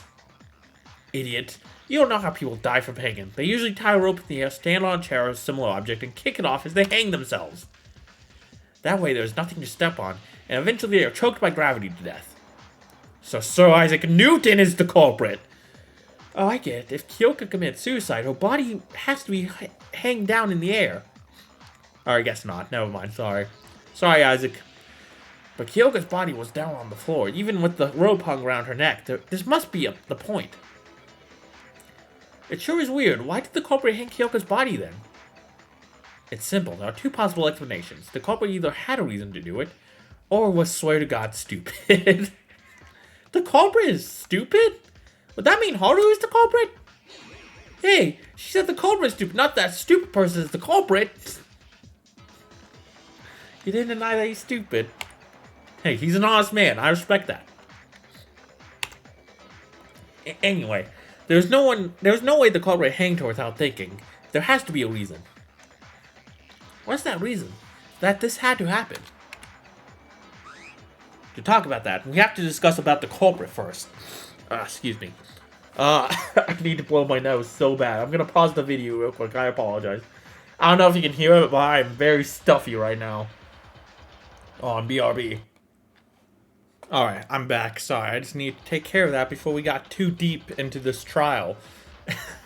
I didn't want to be annoyed by my stuffy nose anymore, and I don't think you guys would have wanted to hear me do, you know, every 10 minutes, while we were knee deep in the drama. To talk about that, we have to discuss about the culprit first. There was no need to repeat that. Revealing the identity of the culprit is the ultimate object of this trial, after all. So let's discuss about the culprit like Tsurugi said! But who is the real killer? I have no idea. Me neither. How could there be a murderer among us? I can't even imagine who! Okay, I should really get that Among Us soundboard ready if we're gonna keep saying that. Hey, didn't we already narrow it down to have to be honest? Did we? When? What makes you say that? Duh, use your brain. Kyoko's body was found in the girls' restroom and hanged by a rope. Oh, yeah, it has to be a girl, doesn't it? Because boys aren't allowed in there. Unless maybe that's what Mikako was implying, like they're, like maybe what she said about how they kind of done it on the inside. Maybe that means it is a boy then. Oh, I was gonna say even if it's a girl, I just remember that Kane and Ayami were with us, right, when we discovered the body, and Yuki was there too. So Yuki, Ayami, and Akane are actually they all have alibis because they're the only ones who discovered the body when the discovery announcement went off. That's just a thought that came to me that I didn't mention yet. So that does help us narrow it down a bit more. We're getting there. I feel like I'm getting there. Then should the killer be one of the girls? What? Hey, he has a point. Exactly. For example, Kazuna could be the killer. She didn't speak up once since the beginning of the trial. Or Miss Dark Circles over there. Huh? Come on. It would be so funny if Mikako just like, to one line of dialogue, this trial is just, fuck you, or something like that. One of them's the culprit? That's nonsense. I have no reason to commit murder. Okay, I feel like it has to be Mitch, right? It has to be Mitch. He's just trying to stir up trouble now. Then why are you so quiet? It's hella suspicious. Dark Circles is always like that, but not you. She was always pretty distrusting. Shut up. Wow. Don't know why. Didn't mean for my voice to get like that. Shut up. I'm just trying to avoid talking with dirty killers. Mr. Mori, please don't call us killers.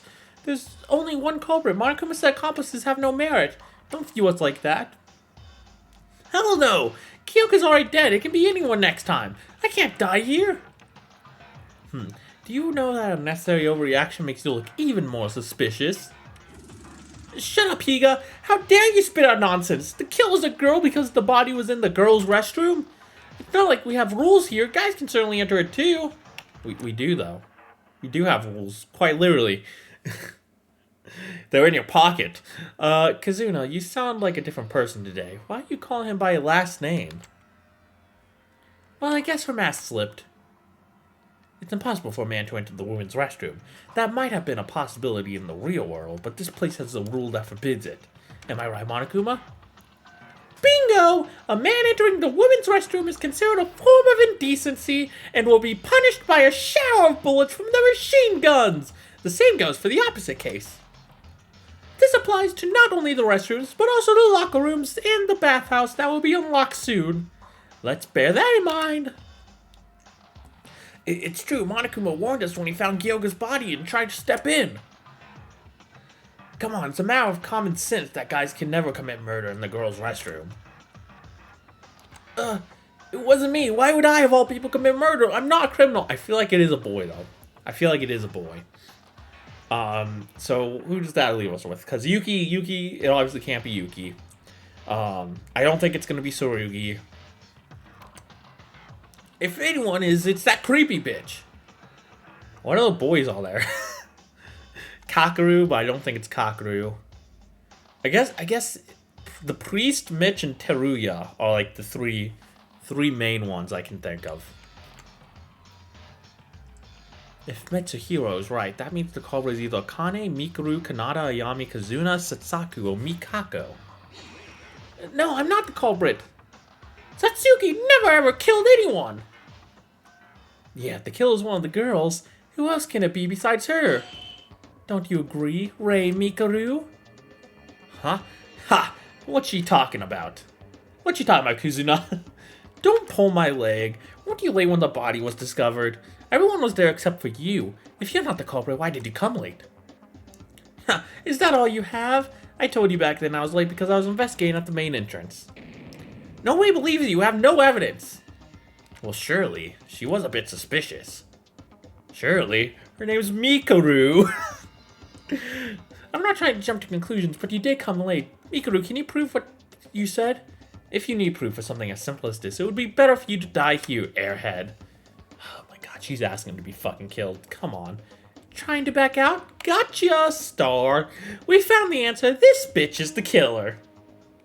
Hold on, I suggest that we think about this some more. Coming late to the scene is sure to draw suspicion, but... would it also mean that Mikuru is the culprit? No, that's impossible. I know that Mikuru really was at the entrance hall to investigate. There's evidence pointing to her innocence. It was the... Kakeru's account. Hold on, Mikuru is innocent. She really was at the entrance to investigate that time. Huh? How can you be sure? Did you see it yourself? No, but Kakeru, you know it, right? Mikuru's innocence. Haha, you said it, Yuki! Listen up, fellas. Rei Mikuru is innocent. I, Kakeru Yamaguchi, am the witness. Mr. Yamaguchi, is there something you know about this? I woke up at around 6 a.m. with an urge to go to the restroom. As I was heading there, I encountered Mikuru. She said she was going to investigate the school wing and walked away. The next time I saw her was after the murder occurred, which means Mikuru is innocent. Did you get what he's saying? Satsuki sees the logic, but can't understand a thing because of all that shouting. Basically, he saw Mikuru head towards school in the morning, which proves Mikuru's claim. Wait, but the body discovery announcement was at 8. There's 2 hours in between the time you saw her and the murder. 2 whole hours. How did that prove her innocence? Yeah, she was killed at 6, though. Come on, keep up, buddy. Kazuna, think about the time again. It's true that Mikuru didn't show up until after we found the body, but Kyoko's estimated time of death was 6 a.m. Kyoka, sorry. In other words, it's possible for Mikuru to have murdered Kyoka since she went to the school wing at 6. So she could have turned back as soon as Kakeru went back to his room, but there wouldn't be enough time for her to hang Kyoka's body and throw away the hammer. This is the reason why I'm saying Mikuru is innocent. Oh, fuck, hello!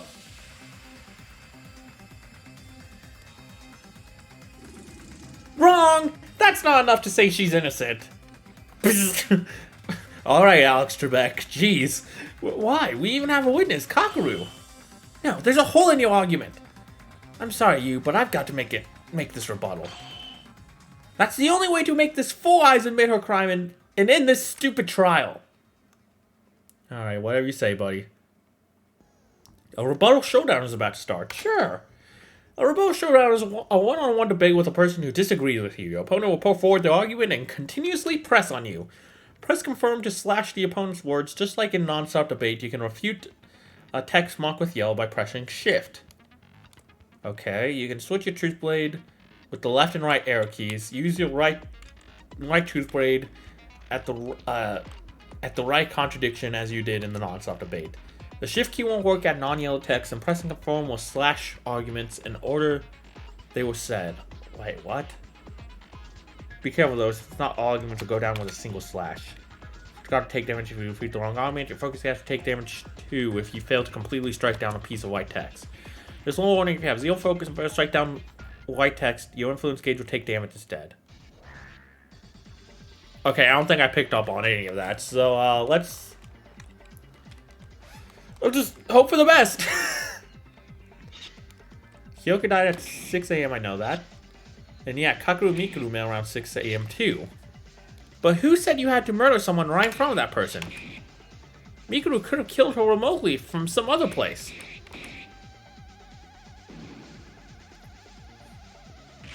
Okay, I think I'm getting this. Kill her remotely? How? Kyoka was murdered by a hammer. How is it possible for her to kill Kyoka with a hammer when she was talking to Kakeru? It's more than possible. For example, she could have tied the rope around Kyoko's neck in advance. Knock her out or something. And set the hammer on the ceiling so it falls down on her after a couple of blah blah. Sorry, I gotta read this fast. Set up a trap to kill and activating it from a remote place. Would that even be possible? Even if it were possible, looking at Kyoka's body told me that it wasn't the case. The murder had to be close to her. Okay, so I had to refute that. Kyoka died around 6. Yeah. Okay, I think I'm getting this though. It's pressing buttons. It's as easy as that. No, I don't think I contradict that, do I? I think it's on the second one. Kill remotely how? Kyoko was murdered by a hammer, blah blah blah.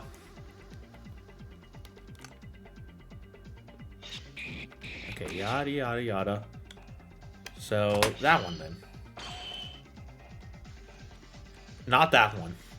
Tying the rope around Kyoko's neck in advance. That was certainly possible. Wasn't there an obvious contradiction? Okay, fuck it. It's the first one then. Yeah. Yeah. Got it. Show me the yellow text, please.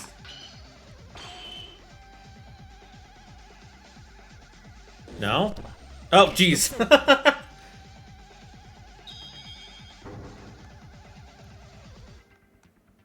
Okay, well that was cool.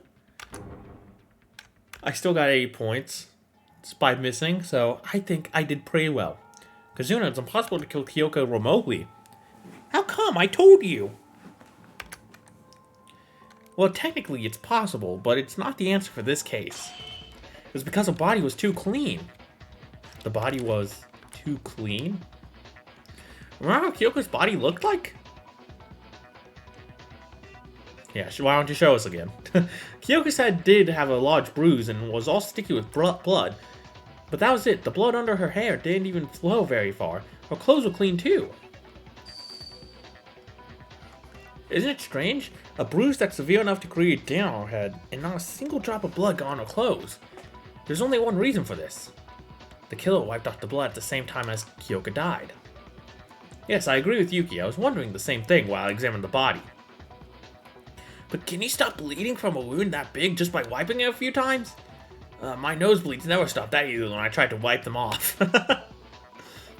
It doesn't take long for blood to coagulate in room temperature. Coagulate? All these fancy terms I don't know about. I thought I was pretty good at English. Like, what's going on here today? This game's humbling me. I'm guessing, like, I can figure out what it means based on the context clues, but how do I say that? Coagulate? Coagulate. Coagulate? Okay. It's a very fancy word. It doesn't take long for blood to coagulate in room temperature. A nosebleed is from an injury inside the nose, but Miss Maki's bruise was directly exposed to the air. About 5 minutes of pressure would have been enough to stop her bleeding. And Miss Maki likely died an instant death, so the actual amount of bleeding might not have been much due to the lack of circulation. Huh, but if the culprit wiped it off as soon as Kyoko died, then it couldn't have been remote. There we go, piecing together the puzzle. Right, if the culprit killed Kyoko remotely from a distance like Kazuna suggested, Kyoko's body would have been covered in blood by the time they go off to wipe. Also, they have to risk the blood getting on her clothes when there's no way to wash it off. What do you think, Kazuna? Anything left for you to say? Why are you siding with Four Eyes? I really wasn't siding with Mikuru. True, why would Useless stand up for me in the first place? I don't care what you think of me, but don't use it to justify framing someone else in a trial. If we choose the wrong person based off your petty emotions, everyone here is going to die. Did you still not understand the rule of this place? Fine, do whatever you want. Oh, I feel a little bad I made her cry, but gotta do what we gotta do. Yes, then is Mikuru finally fully proven innocent? Is everyone clear on that? Why are we suddenly talking about Mikuru, though? If I remember correctly, she faced our suspicion after Mitsuhiro said the killer was among the girls. Mikuru, we apologize for suspecting you. You don't have to apologize to her. She doesn't deserve that much. Shrug it off. No matter how much you can tempt and disdain me, I don't give a damn. Mikuru, she has the guts. Then we can safely assume that Mikuru and Kakeru have an alibi. Well, we already crossed out Kakeru. Didn't you say the killer was a girl? Hold on, even before I said this, I'm not going to take that. The killer cannot be a girl. But there's no other possibility. The killer had to be able to enter the girls' restroom. Who else other than the girls can enter the girls' restroom? And why are you being so fussy if you're not the culprit? You feeling guilty or something? I told you I'm not the killer. I mean, it's just not fair. You can't assume me as the killer just because I'm a girl. And you don't even have solid reasoning. Oh, come on. If the rules say that boys cannot enter the girls' restroom is not acceptable reason, then what is? The culprit is a girl, but is it really like that? This isn't good. We can't reach an agreement if we keep fighting. Ultimate Leader, we're waiting for you to come up with a plan. There is no need. In fact, I'd highly encourage this sort of debate. Really? I see the current situation as a perfect chance for all of us to understand the culprit's strategy. What do you mean? Everyone is just fighting each other right now. I mean, I guess that's what the culprit would want, right? Think about why you were led to believe that the culprit is a woman. If you can figure that out, you'll be able to reach the answer from there on. Oh, is he also saying it's Mitch because he led this fighting? I mean, that's what I said too, so... But I guess I was wrong. Why did we come to think the culprit was a girl? The body was in the girl's restroom for sure. Then, is the culprit a girl just like Mitch said? I think we're still missing something critical. I have to point that out. Okay, so we know they meet Kyoko was killed in the laundry room, though.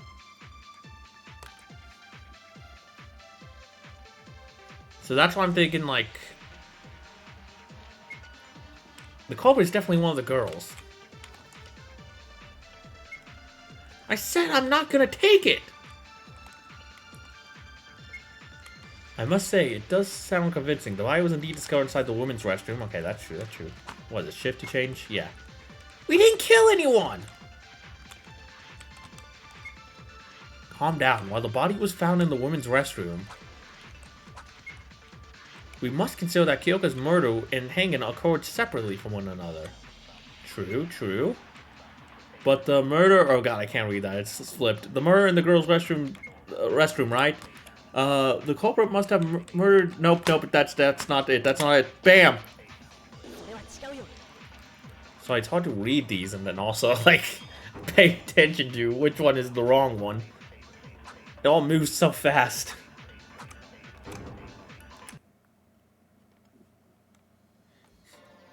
This is why I like how Live or Die does it, I guess. Even though it's a little different from the main series. Yeah. It's just when you have to read everything yourself and not just listen, it's a little easier to process everything when you're not under that time constraint. No, Haru, that's not true. I do admire the accuracy, though. I really do. It's just gonna take a minute for me to get used to. Not true. What's not true? We've been missing something critical. I'll cut to the chase. The culprit can certainly be a guy, too. Yeah, that's what I'm thinking, like... And that's why I'm thinking, like... Yeah, because she wasn't killed in the restroom. But, and she was definitely brought there. And that's why I'm thinking that's where Mikaku's, claim comes into play. Maybe the boy, like, I don't know, grapple hooked it from just outside and pushed her in. I don't know. Or they were in the vent or something. Is there vents? Probably not, but some convoluted shenanigans took place. Oh, what are you talking about? Guys can go in the girl's restroom. I still don't know who it could be, though. I think it is a guy, though. I think it is a guy that was trying to frame a girl. Very similar to Live or Die's first case. Just, I don't know... I still don't know who it could be. Mitch is obviously very suspicious. But I feel like... I don't know. I feel like I could be wrong about that. That doesn't matter. All this time we thought the murder occurred in the girls' restroom since that's where the body was found. But where the murder actually happened was a totally different location. Huh? What you mean? The body was at the girls' restroom. Oh, I get it. I guess the message must have been for Tsurugi, of course, too. That's what I'm thinking. So is there someone here who had, like, something against Tsurugi? Looks like everyone finally got it. At least that's my theory. I don't think the note was meant for Kyoko. That reminds me, the Monokuma file only stayed where the body was discovered, not the place where the actual murder occurred. A critical point indeed. We won't pay attention to the real deal while being distracted by superficial things. You should have seen it at first glance. Wait, hold on. If Kyoko was murdered in the girls' restroom, if the culprit killed her in another place to move the body to the restroom, those could all be done by someone who's not a girl. Come to think of it, Kyoko's body was quite close to the restroom entrance. Yeah, that's what I'm saying. They must have pushed her in or something. Then was Kyoko murdered somewhere else? How did you reach that conclusion, Yuki? I bet you have some kind of support and evidence. Yeah, in fact, I found a puddle of blood in the laundry room. The laundry room? That place sounds so irrelevant. Yeah, that's why it took me so long to actually go in there. The bloodstain says everything. Kyoka Maki was murdered in the laundry room. The laundry room? I have seen Miss Maki there a few times, but her time of death, why'd she go to the laundry room at 6 a.m. in the morning? You don't have to say in the morning when you say 6 a.m. Just yeah, I know she was an early bird, but I don't think she would get up that early. The reason why Kyoka is headed to the laundry room. Didn't I find something that can answer that question? What was it? I think it's coming to mind. The clue was the note. There. Everyone, can you look at this for a second? What's that? I found this from Kyoka's body. It looks like a scrap piece of paper from the notepad Monokuma gave us. Kyoka was holding it tight in her hand. Would you like me to read what it says? To the laundry room at 6. The any cam be waiting. It's all raggy and torn.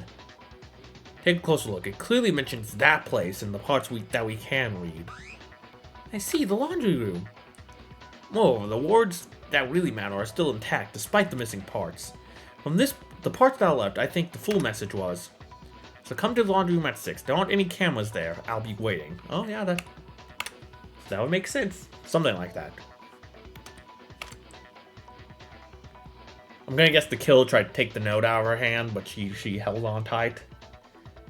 So it ripped. And I guess the killer just assumed it. They had enough to hide the evidence. I'm guessing the note had a name on it or something. That was so sick, Tsurugi. You can believe the note from just its parts. Yes, because I wrote the note. It's my speculation, so I can't assure that it's completely identical to the original sentence, but it should be the same overall. Is it ripped because the culprit tried to pull it out by force? I believe so. Maybe the culprit wasn't able to remove the whole paper from Miss Maki's hand due to rigor mortis. That means Kyoka got the note from someone and went to the laundry room at the designated time without knowing what's about to happen. He just goes back to normal. Is like, damn, that's kind of sad actually. Shoot, why would anyone use those kind of cheap tricks? Huh? Satsuki's confused on the thought that says there aren't any cameras. Perhaps it was intended to make the note look like some sort of secret talk.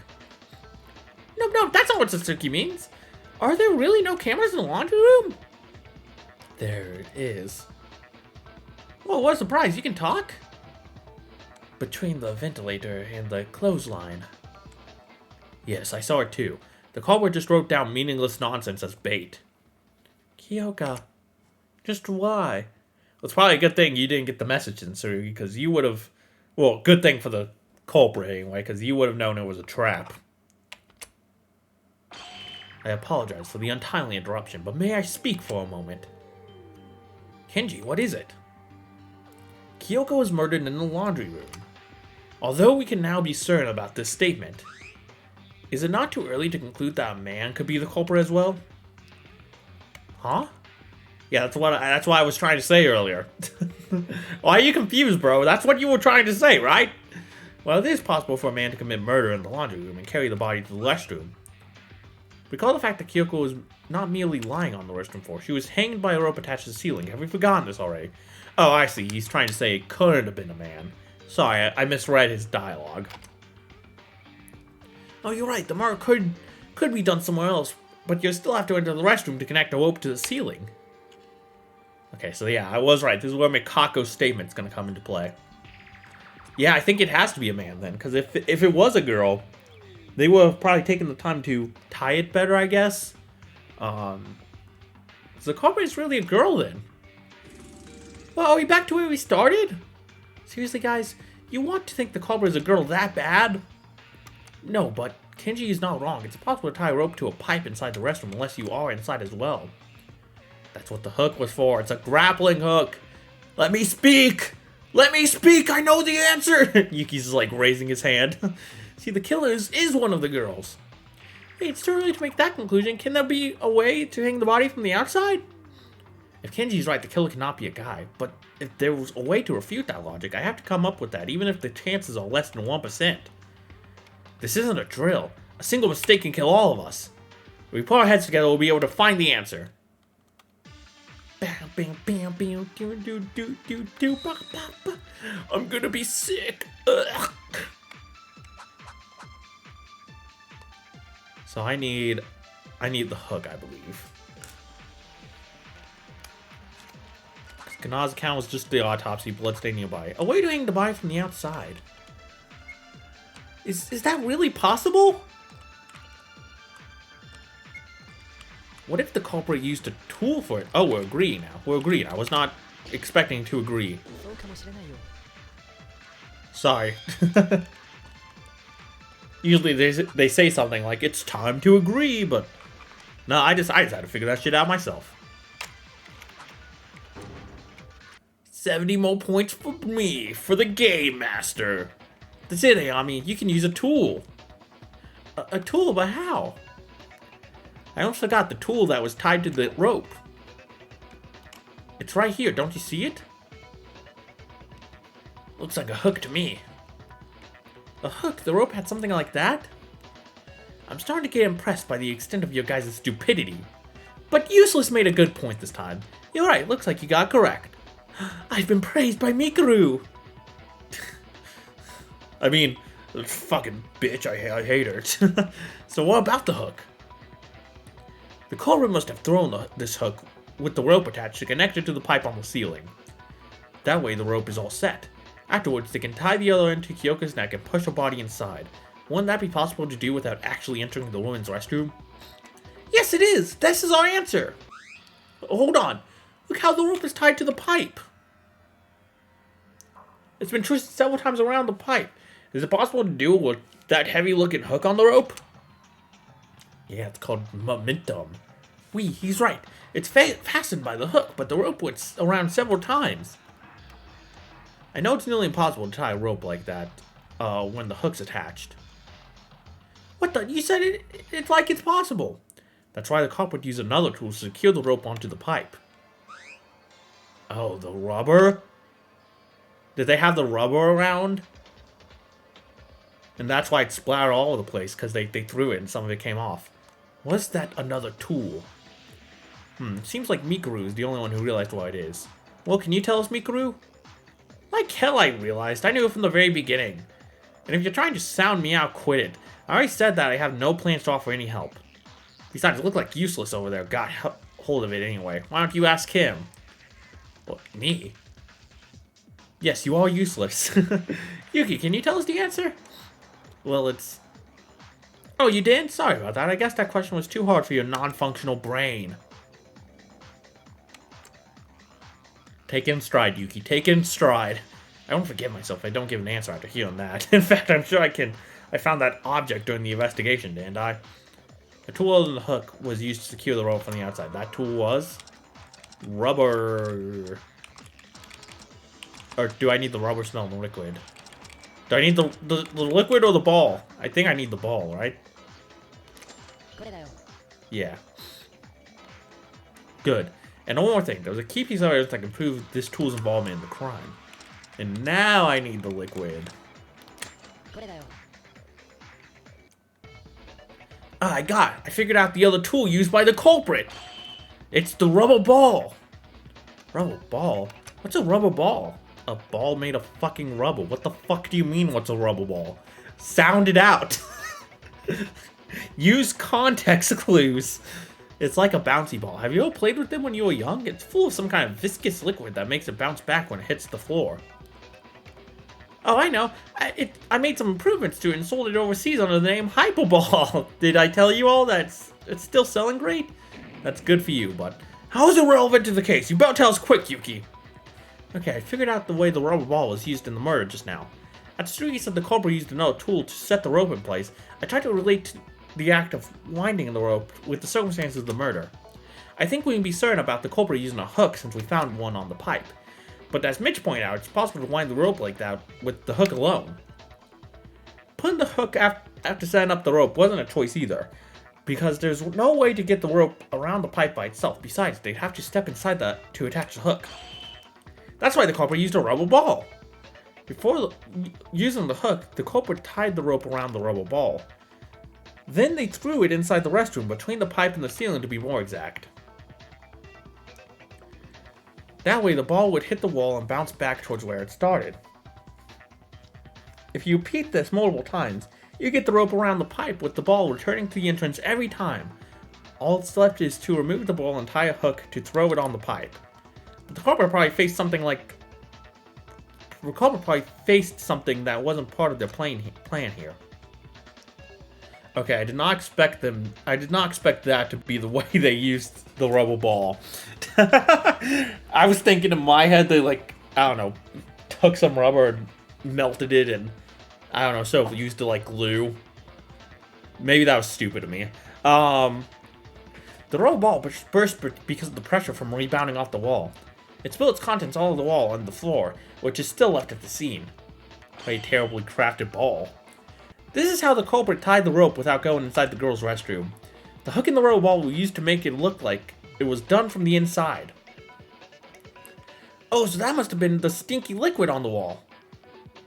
Well said, Yuki. I agree with you.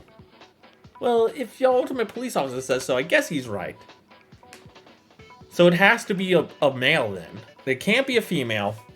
Unless the female, like, 4D chested us and made it look like it was a male trying to get into the women's restroom while while circumventing the rules. I guess that could have been a possibility. But no, it had to be a male, because otherwise the female would have done a lot cleaner of a job, I would assume. So that is Tsurugi. Can I check the handbook in here, actually? Everyone, did you know something after getting to this point? No, I cannot check the handbook. Notice what? Pressing escape just moves dialogue. Think closely. We were talking about the possibility of a man being the culprit, but don't think it should be the opposite after going through all this? Opposite? My explanation involving the hook and the ball, it was to prove that it's possible for a guy to be the culprit, but if the opposite of that is true, that means... Wait, that the culprit is a woman?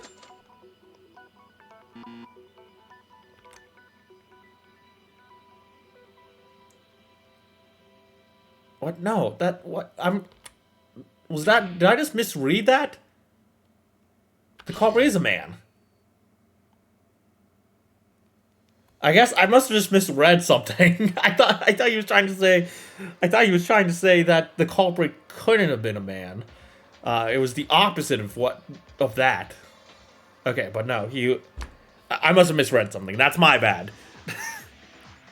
That's right, we were going in the opposite direction ever since. Opposite direction? What are you talking about? We thought that the culprit was a girl, so we thought of a way to hang Kyoka from outside the restroom based on the assumption, well, if a guy could be the culprit as well.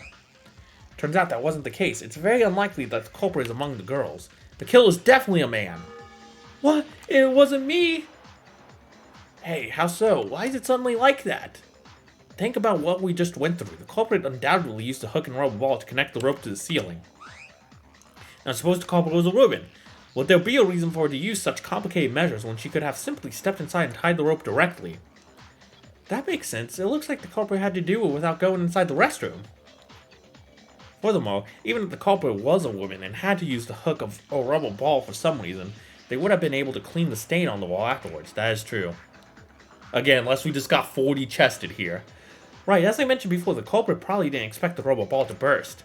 To clean the liquid off the wall, they needed to get inside the restroom.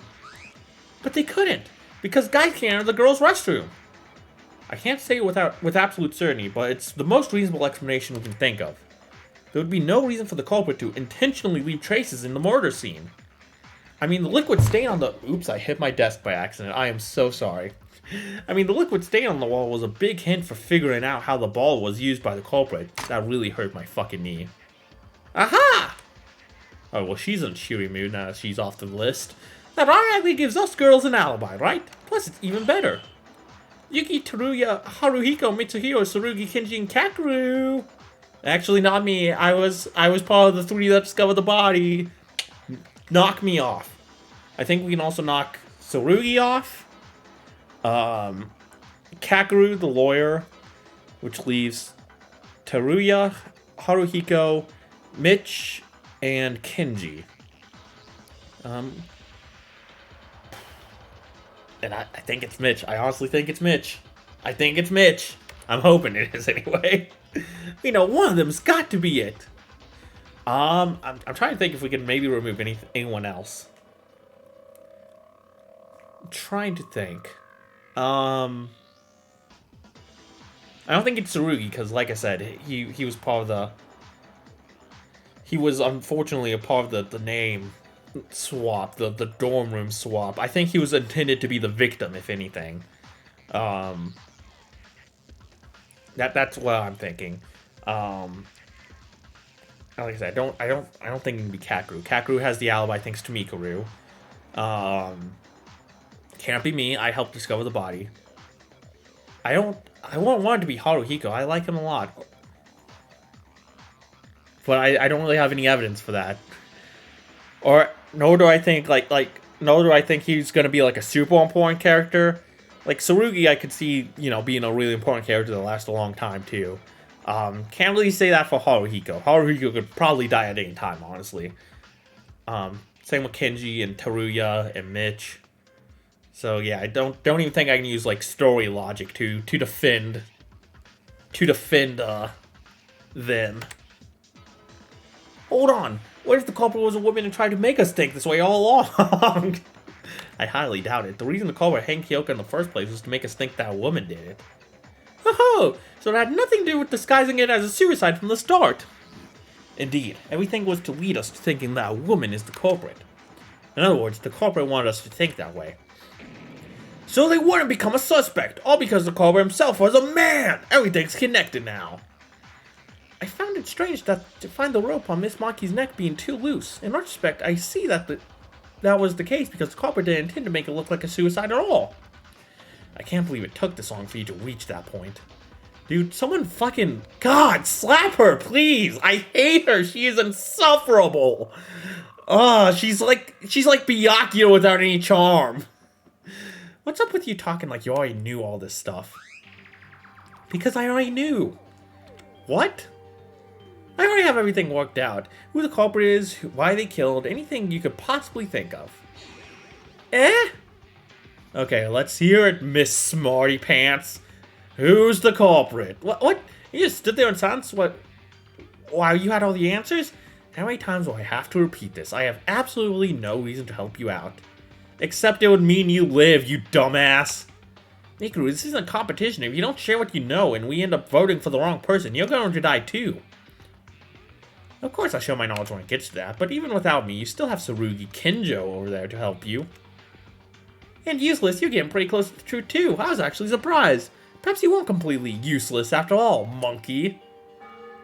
Monkey?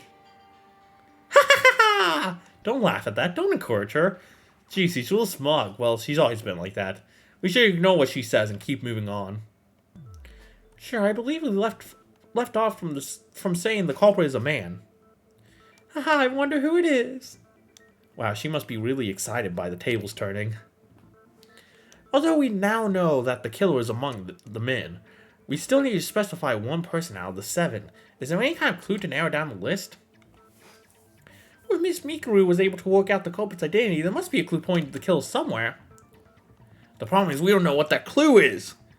Tsurugi, a little help here? Like something that can nail the killer? I do have something in mind, but you shouldn't rely on me for everything. All of you should figure the case out by yourself and understand the reason behind our final verdict. Well, yeah, obviously, but if you have something, help us, please. Explain your reasoning so we can understand. What a fucking... Oh, God, everyone's being so fucking annoying right now. Hey, y'all, any ideas about the culprit? Well, nothing in particular, I suppose. We're almost there. We know the culprit is one of the guys. Just to remind you all, it's not me. The reaction is making me look even more suspicious. Really? The Mr. Police Officer just ain't gonna help us? He was so bummed out about fucking... not being able to prevent the death? You'd think he'd be a little more active. And this is why I hate police officers. Fuck the police. A-cab, I say. Just like you from a while ago. What did you just say? Eek, I'm sorry. Wasn't that our character, Kazuna? Since most of you seem to be having trouble with this, let me suggest going around. How about we all think of something else first? Oh, what are you, a fucking teacher? Come on. Such as... Don't you want to know why Kyoka died? Why Kyoka had to die? Of course we do. Kyoka was always full of spirit and a nice friend to us. She didn't deserve to die. To begin with, 2 people are indirectly involved in Kyoka's death. 2 people? Are you implying that there are 2 culprits? No, I'm not saying those 2 took part in murder, but they heavily influenced the events leading up to Kyoka's death. The point is, Kyoka died as a result of someone's mistake and the culprit's misjudgment that stemmed from it. Mistake and misjudgment? I need the help of a certain someone to explain this. Yuki, could you help me out? Me? Do you remember the conversation we had in the hallway? The one over the nameplates? Oh, you mean that one? Yeah, you told me that you knew who caused that change to the nameplates. I don't have knowledge regarding this matter, so I'd like you all to provide us that context. Hello? I got 0 ideas what the 2 of you are talking about. Okay, I'll explain it to everyone. Yesterday, while all of us were in shock after Monokuma showed us the motive, there was a minor incident that happened. The people who know about that incident are me, Haru, Satsuki, and finally Kyoka. Huh? What the Sigma? They don't look like they know it, though. Haru, Satsuki, did you forget what happened before nighttime yesterday? With the nameplates? Oh, that. Oh, you mean the thing with Haru's triple spin? Yeah, would you mind explaining to us what happened back then? I think there's something you didn't know about. I'll tell you when you get there. Okay. Wait, why are we spinning?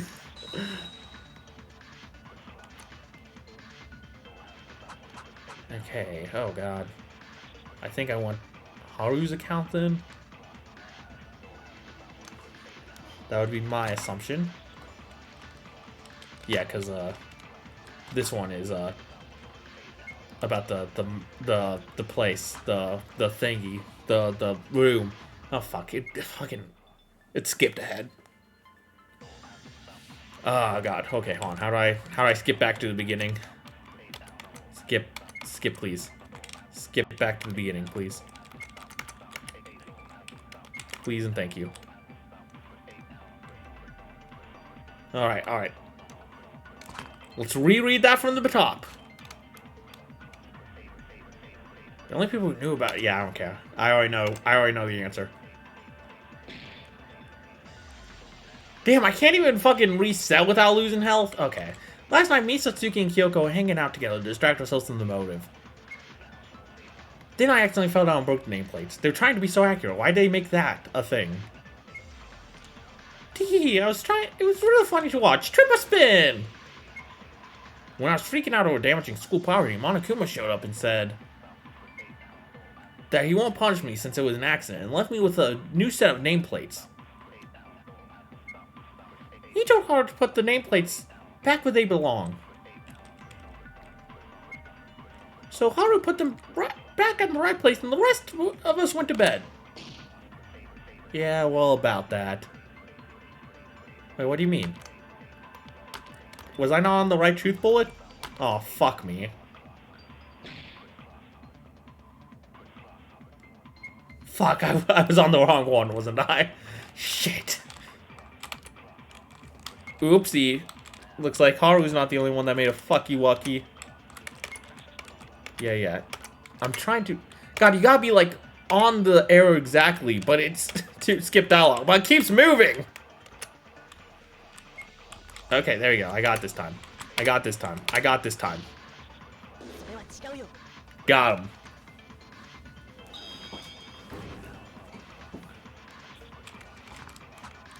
God, I think I'm... I do really admire the accuracy, but I think I kind of missed the way Live or Die did it. And a lot of other fan games. I know a lot of other fan games have that similar system, but Live or Die is the only one we played so far that I can relate back to. No, Satsuki, there's something wrong with what you just said. Yo, what's wrong? Although Haru did put the nameplates back, he didn't know that he made a mistake while doing so. Yuki, that's... He forgot where the 2 nameplates originally were, so he put the new ones in the wrong place. What? He forgot about something that was right in front of him seconds ago? Oh, he went to the restroom before putting them back, so I think he got confused somewhere in the middle. Okay, I get how much of an idiot Haruhiko is. How is that related to Kyoka's murder? That would be because the 2 nameplates Haruhiko had to replace belonged to Tsurugi Kinjo and Kyoka Maki. Right, Yuki? Yeah, right. Kyoka's room was right next to mine, and Tsurugi's was next to hers. Because Haru thought the other way around, the nameplates on the doors were switched. Mr. Kobe Shikawa, was it your intent to do so? Anyway, Haru, shouldn't you know already? We talked about the nameplates being switched when we were investigating. Well, I did, but I just wanted to avoid unnecessary suspicion. Avoid suspicion? Don't tell me you're the culprit, Haruhiko! No, I'm not, I swear. This is exactly why I didn't say it. Why would we think you're suspicious? It's just a couple of nameplates. I don't think they're that much related to Kyoka's death anyway. Yes, they are related. Much related, in fact. Now, would you care to explain what that means to us? I said earlier that 2 people connect to the murder. One of them is Haruhiko for switching the nameplates, and the other person is... me. Huh? But Mr. Kinjo, you have an indirect connection with the murder of Miss Maki? May I ask you to elaborate on that? Put your brain cells together, buddy. Rub them together. It's true. Let's see where should I start? Rub them together. See if you get a spark. A spark of inspiration. There's a trash man outside my apartment right now. He is making so much noise with that little car of his. Should I pause the video? I don't know if it's picking up on the mic. I think it might be. I'm gonna pause for a minute. Let the trash man do his job real quick. Alright, I have returned once again. The garbage man has left. So I just couldn't focus with all the noise going on. I don't even know if it picked up on the mic, but even if it didn't, that was a lot of noise. But hey, he had to do a job, so I don't blame him. He's gotta do what he's gotta do. Anyway, how about we all get a grasp of the culprit's intentions? If things went as the culprit originally planned, the person to have a portrait here would have been me. That statement sounds somewhat far-fetched. How come you were to die instead of Kyoka? Do you remember the torn note that Yuki read to us a while ago? I was able to comprehend what the culprit was aiming for after seeing that note. Kyoka got that note from the culprit and headed to the laundry room at the designated time. There she was assaulted and murdered by the culprit. Everyone's clear on this, right? Okay, so what I was saying earlier, cool. I'm glad I got part of this case right at least. Then let me ask, how do you think Kyoka got the note? How she got the note? Well, maybe one of us casually handed it over to her. Kyoka wouldn't have known that the person who gave the note would come back to her back then. Wait, what? Kyoka wouldn't have known that the person who gave the note would come after her back then. There we go. From whom, where, and how? Did any of you ever see Kyoka getting a note from someone? No, besides, there wasn't any time for that. Yeah, that's what I'm thinking. They slipped it under the door. A lot like the first case in Trigger Happy Havoc. Like I said, this game does take a lot from Trigger Happy Havoc, but it adds its own qualities to it, which is nice. Like I said earlier, in the last episode, this is a very good way to get in tune with your writing style. I feel like, find something that inspires you and just work from there. There's a thin line, I feel like, between inspiration and plagiarism that you kind of gotta be careful of. But this game definitely does add its own little originality to it. No, besides, there wasn't any time for that. After we got out of this audio-visuals room, Kyoka stayed with me and Satsuki until she went into her room for the night. Wait. Then Kyoka got a note between 10 p.m. last night and her time of death, which is 6 a.m. this morning. Right, Kyoka went inside her room as soon as it became nighttime. She couldn't have gotten the note while talking face-to-face with someone. And that leaves us with only one possibility. She got the note while she was inside her room. But you can't go into someone's room unless you got a key or the owner's permission. Yes, but there is a way to give her the note without opening the door. What? But that'd be like magic, really? How? Slipping it under? I'm with you, Yuki. Are they all this dense? A way to slip a note inside the room without opening the door being seen by the owner. That should be pretty simple. Something that any clever kid could think of. You don't even have to be clever. I feel like a dumb kid could think of it. Let's think about it. If I stay calm and keep brainstorming, it'll come to my mind. Hangman's Gambit is about to start. Okay, yeah, let's see how Hangman's Gambit is in this game. In a Hangman's Gambit, you must put together pieces of evidence that flashes in your mind. The bottom of the screen will show parts of your target word or phrase with spaces in between. Find which letters would go into the blank spaces and shoot them in place to put them in position. The letters will move around randomly across the screen. If there are multiple blank spaces, you must fill in the leftmost space first. If focus guards take damage to fill in the long letter. If your focus guards fully deplete, your influence guards will take damage instead. Once you choose the correct level for every blank space, the word will be complete, and so will the minigame. Got it. Hangman's Gambit. Wow, this is what a group. Alright. A. Oh god. What was this word supposed to be? Gap. It's gap. There we go. G. And then P. P. Thank you. Oh, never mind. I don't want P anyway. There we go. There we go. Got it. Got it. Got it. Got it.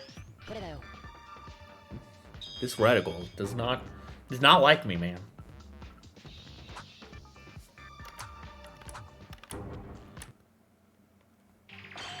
That's it, the gap. My favorite store. Even when the door is fully closed, there's a gap between the bottom of the door and the threshold that's large enough to slip a note through. The gap! They're having a sale right now and I'm missing it! So after nighttime, the culprit left the note inside Miss Monkey's room through that gap. Right, there would be no one out in the hallway after nighttime, and Kyoko would still be awake. Adding a message like "Don't exit your room" to keep Monokuma from noticing would have easily dealt with the chance of Kyoko seeing the note come in and opening the door. That way, the Cinder won't have to reveal himself while still getting the message across. This inequality of information between the culprit and Kyoko made her more vulnerable to deception. You know, it was pretty bold of him to do that. What if Kyoko didn't show up or brought other people with her? The note probably requested her to come alone to prevent such occurrences, likely coupled with a reason she won't be able to ignore. When the fact had mentioned the absence of cameras, it must have been something Monokuma should know about. A way out, for instance.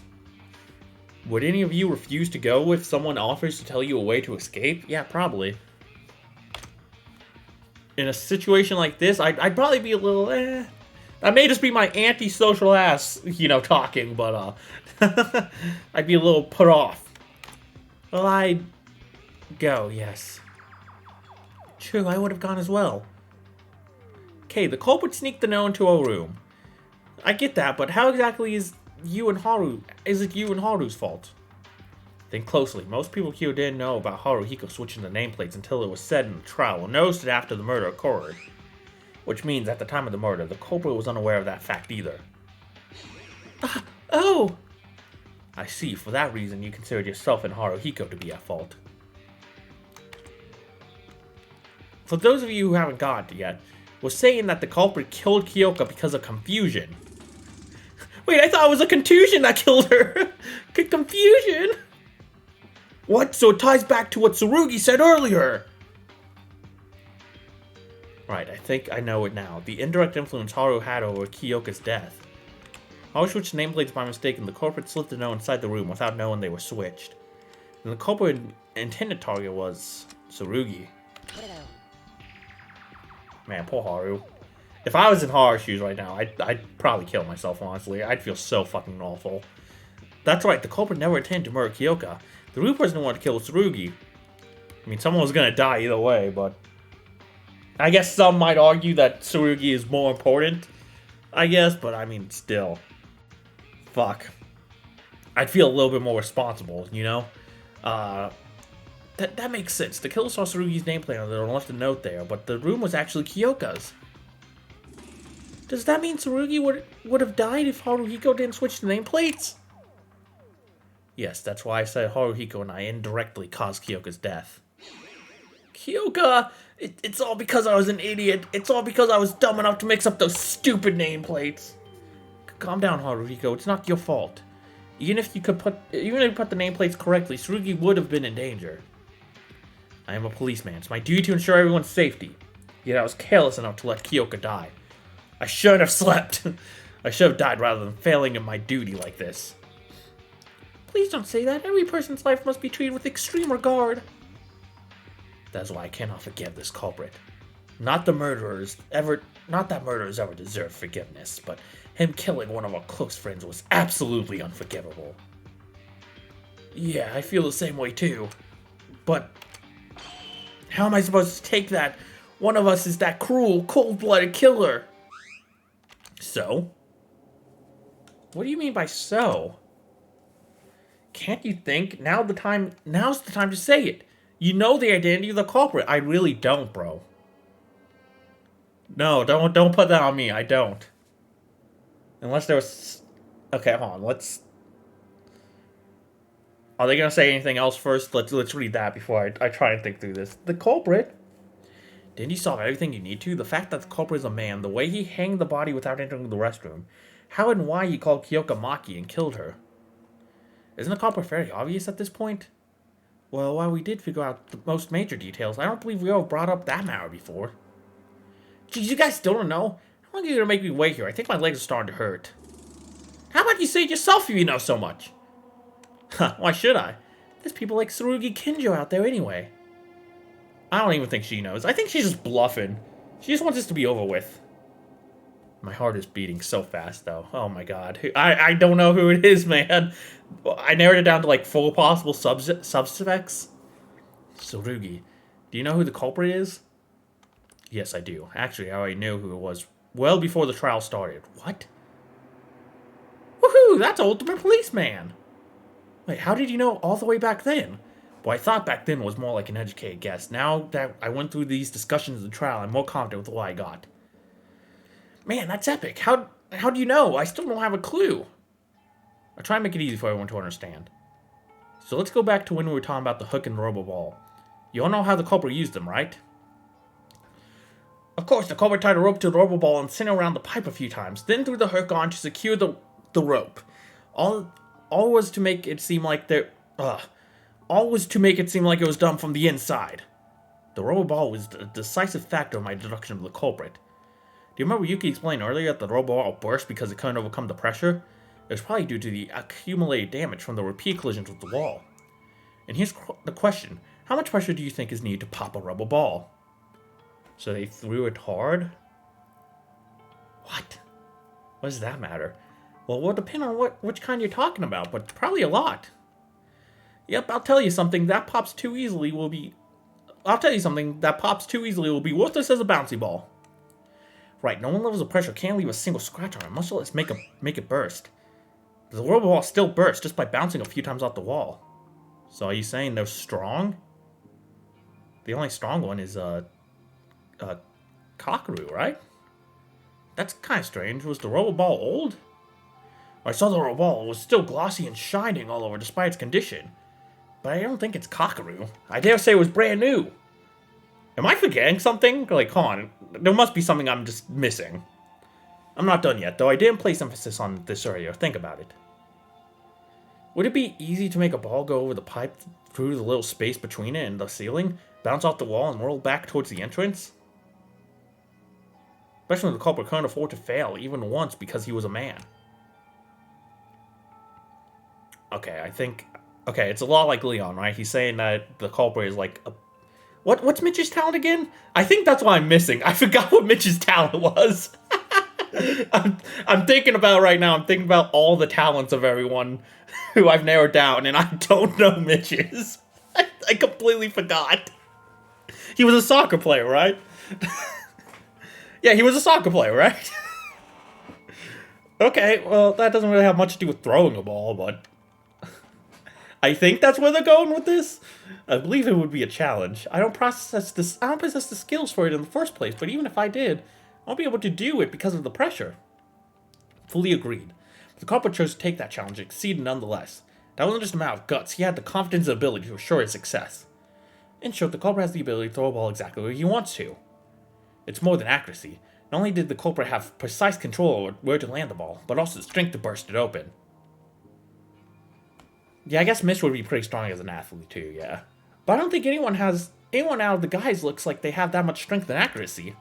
Judging by his muscles, maybe Kakeru does? With my daily muscle train, it would be certainly possible for me to burst a rubber ball with my strength. However, just to be clear, I cannot be the culprit. I can't even score a goal right below the basket. Ha ha ha! Then how did the killer pull off those tricks? Is he secretly the ultimate baseball player? No, I think you guys are missing something. I said the culprit made the rubber ball to go over the pipe. He kicked it. Oh my god, I didn't even think about that. It is Mitch then. Huh? How can you make the ball go over the pipe without throwing it? Oh, yes. Yes! Let's get him! Wait, I think there is a way. How do you even do that? Superpowers? Yes. Telekinesis. No, you can kick it with your foot. Oh, right. Rubber balls are small enough to hold with one hand, so I was naturally thinking that the culprit threw it. Huh? Hold on a sec. Kicking it with your foot? I knew I had the answer when I reached that point. It seems like some of you got there too. If what I'm thinking is right, the culprit is... But why? Why did he... I'm still not getting it. Who was it? Can someone just tell me the answer? Yuki, you know who it is, right? Huh? You're the protagonist. Please, point it out, please. Look at your facial expression. Looking at your facial expression, I got the feeling you finally reached the truth.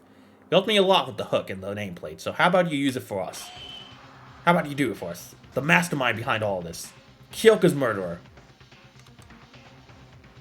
Yuki. Tsurugi's right. I know the culprit. I really did figure it out. There's only one person who could have done everything we talked about before. I want to convince myself that I'm wrong, but this is something I have to do. I must do this. Oh, hell yeah. Where is that bastard? Oh, there he is. Bam! The person that came up with this plan to murder Kyoka. Mitch. It was you, right?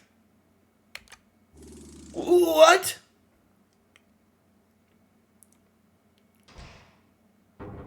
Oh, taking a little intermission. Alright, everyone. Get your water. Rehydrate yourself. Whew. Process all that information. Yeah. I think we're near the end, though. So, I think we are safe to continue. Okay, let's go. I'm Ray. I hate that fucker. I was really hoping it was him.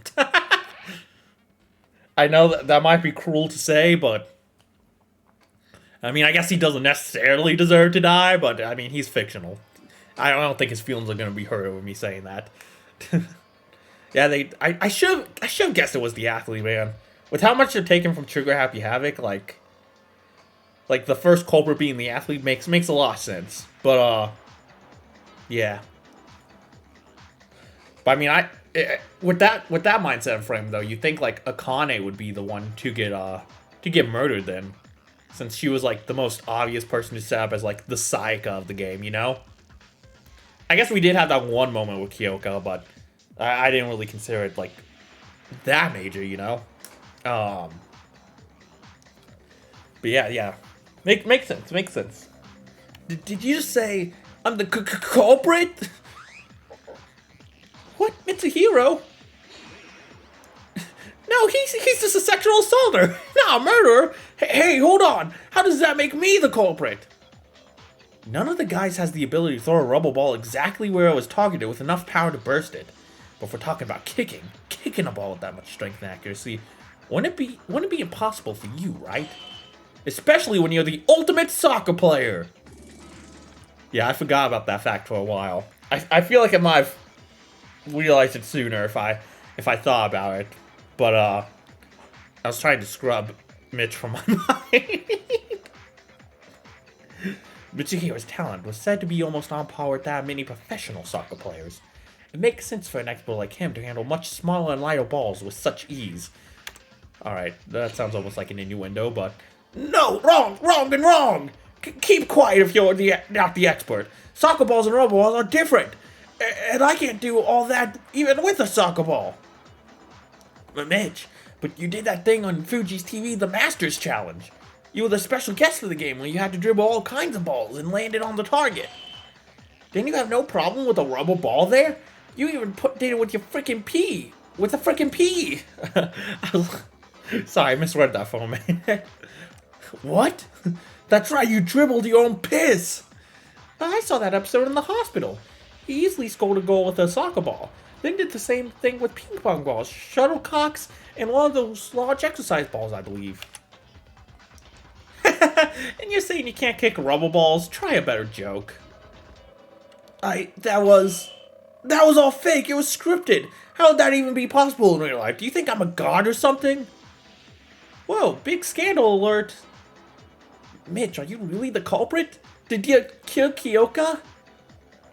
Yeah, plus wasn't he the one who said the killer would be among the girls? That's what I'm saying. He was getting us all riled up.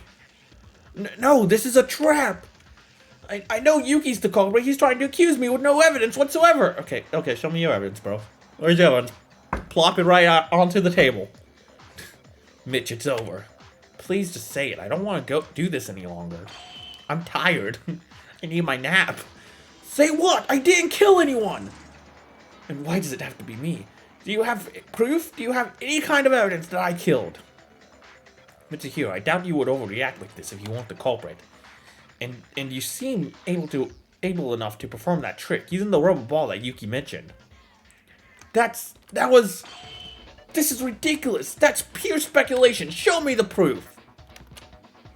It seems really messed up right now. But it's true that my argument doesn't have a solid backup. I thought of it by process of elimination, not real evidence. Still, it should be somewhere. That one piece of evidence that can nail him down as the killer. I need to point that out, or else we won't get anywhere. Alright, let's do this. Let's find that one piece of evidence. After we're done spinning. Teruya's account was about the place, right? The thingy. The gift room. Show me the evidence! Okay, Bill, calm down, I will. Just give me some yellow text. I can easily prove myself not guilty, you know. Is there evidence that I put the note in Kyoko's room? UI's getting in the way a bit. How will you prove that I got those tools from the antique store? Oh, no one ever said you got them from the antique store. Where's the evidence I hanged Kyoka? You can say any of these for sure, am I wrong? Is there a way to go back? Now stop bothering me! I just want to read all the dialogue. Why am I getting punished for wanting to read all the dialogue?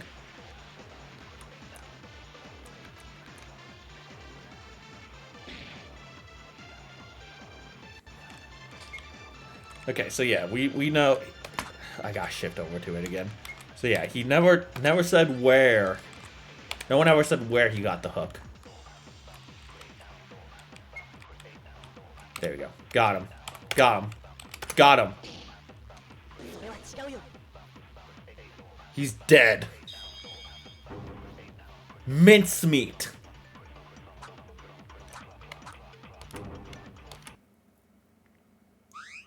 Wait, Mitch, something's off in your statement. Huh? What's off? I don't see anything wrong in it. I know we talked about the Cobra using the hook and rubber ball earlier, but we didn't mention where they got it from. How did you know those tools were from the antique store? What? Because that's where most of the tools are. Yeah, I just thought the antique store was a good place for them to get it from. Personal opinion. That makes zero sense. You normally find hooks and rubber balls in the storage, not the antique store. Yeah, and doesn't the gym have loads of balls too? You see, you never know. Both the storage and the antique store might have those. That's why I mentioned the antique store. It looks like the place that has practically everything. Mitch, we know. One of us has been keeping track of every single item in the storage and antique store. Am I right, Teruya? Yes, Yuki. Is this why you asked me about this? Trust me, the antique store definitely had hooks and rubber balls. I know because I spent most of my time hanging out there. Also, I'm pretty sure there aren't any hooks and rubber balls in the storage. The ones used in the murder are from the antique store. The way those items are arranged changed after the murder. Whoa, Teruya, you memorized all that? Wow, what a freak. Hey, this freak just helped you solve the case. Bimbo. Jesus. Shut up! It's just... Don't worry, Teruya, I love you. Shut up, it's just a coincidence. You still didn't show me proof. Show me evidence, tangible evidence, not your stupid guesses. I'm not buying it. You're doing this to the wrong person. Jeez, can't you be a man? Just say you did it. Hey, Mitsuhiro, will you admit it if we show you evidence that you're the culprit? God, I'm not the culprit. There's no evidence. You can't say I did it. Give me the proof. Proof. If he insists, we should probably show him. Yuki, show him the proof you have. I don't have any. I have proof? Be patient and think. You do have proof. You even showed it to us a while ago. I showed the proof to everyone? Is he talking about... I see. I didn't think about back then, but that certainly can nail Mitch down. Is it the hammer? It's probably not the hammer, but I just thought that'd be a funny pun if it was. I've got to show him what that is. The Terminate Talk shooting is about to begin? What the fuck? Oh, I guess this is like the rhythm game. Sure. In the Terminate Talk shooting, you must overturn your opponent's baseless arguments by shooting them down and ultimately come up with a conclusive evidence that can silence your opponent. When your opponent's speech bubble appears, you can press Confirm Z enter space to destroy it. If not, a speech bubble will eventually disappear and inflict some damage on you. Every speech bubble has a certain amount of health represented by the number of objects at its top. If you're out of ammunition, you need to replenish it before shooting again. Press Shift to reload, okay? Your opponent will take damage every time a speech bubble gets destroyed. If they're out of health, you'll be given a chance to deliver the final blow by combining words into decisive evidence. But be wary, if your health reaches 0, your influence gauge will take damage. You must start over. Oh, here we go! TTS, baby! Oh, jeez, okay. You don't have proof. I do. Bam. It's a trap. No, it ain't. Get fucked. Come on, keep spitting, man. Keep spitting. Yeah. I'll reload real quick.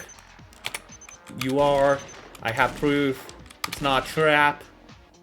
Oh, watch the HP bar drop, baby. Okay, so this isn't quite a rhythm game. It's like it's more like an arcade shooter, which I do like.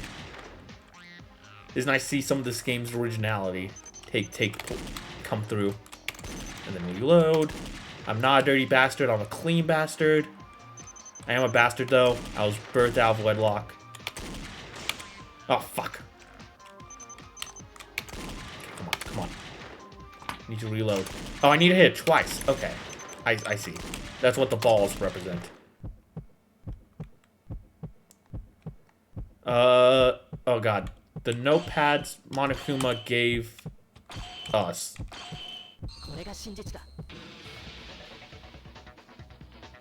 Get fucked.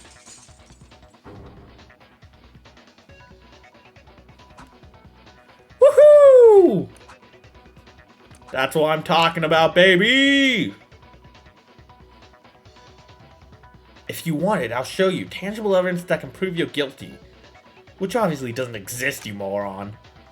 It does exist. Remember when I showed you the note that to explain how the culprit called Kyoka to the laundry room? The paper used for the note was from the notepad given to us by Monokuma, which means we can see if that note was from your notepad by checking if there are any torn pages in there. What? Well, Mitsuhiro, here's the evidence you've been asking for. Hey, you, this evidence, are you kidding me? We got those like a week ago. Anyone could have turned out a page for who knows what. Anyone could have used it. Then we can try matching Yuki's note with the torn section of your notepad. That way we'll be clear on whether it was from your notepad or not. Well, but... Hey, don't you think the culprit could have used someone else's notepad? How can you be so sure that was from mine? No way, idiot. The notepads were in the drawer in our rooms. How are you going to get one without the owner's permission? And if the owner somehow gave permission, even better. That would automatically mean the person who asked for permission is the culprit. Wait, that's... Mitch, just admit it. I don't want us to.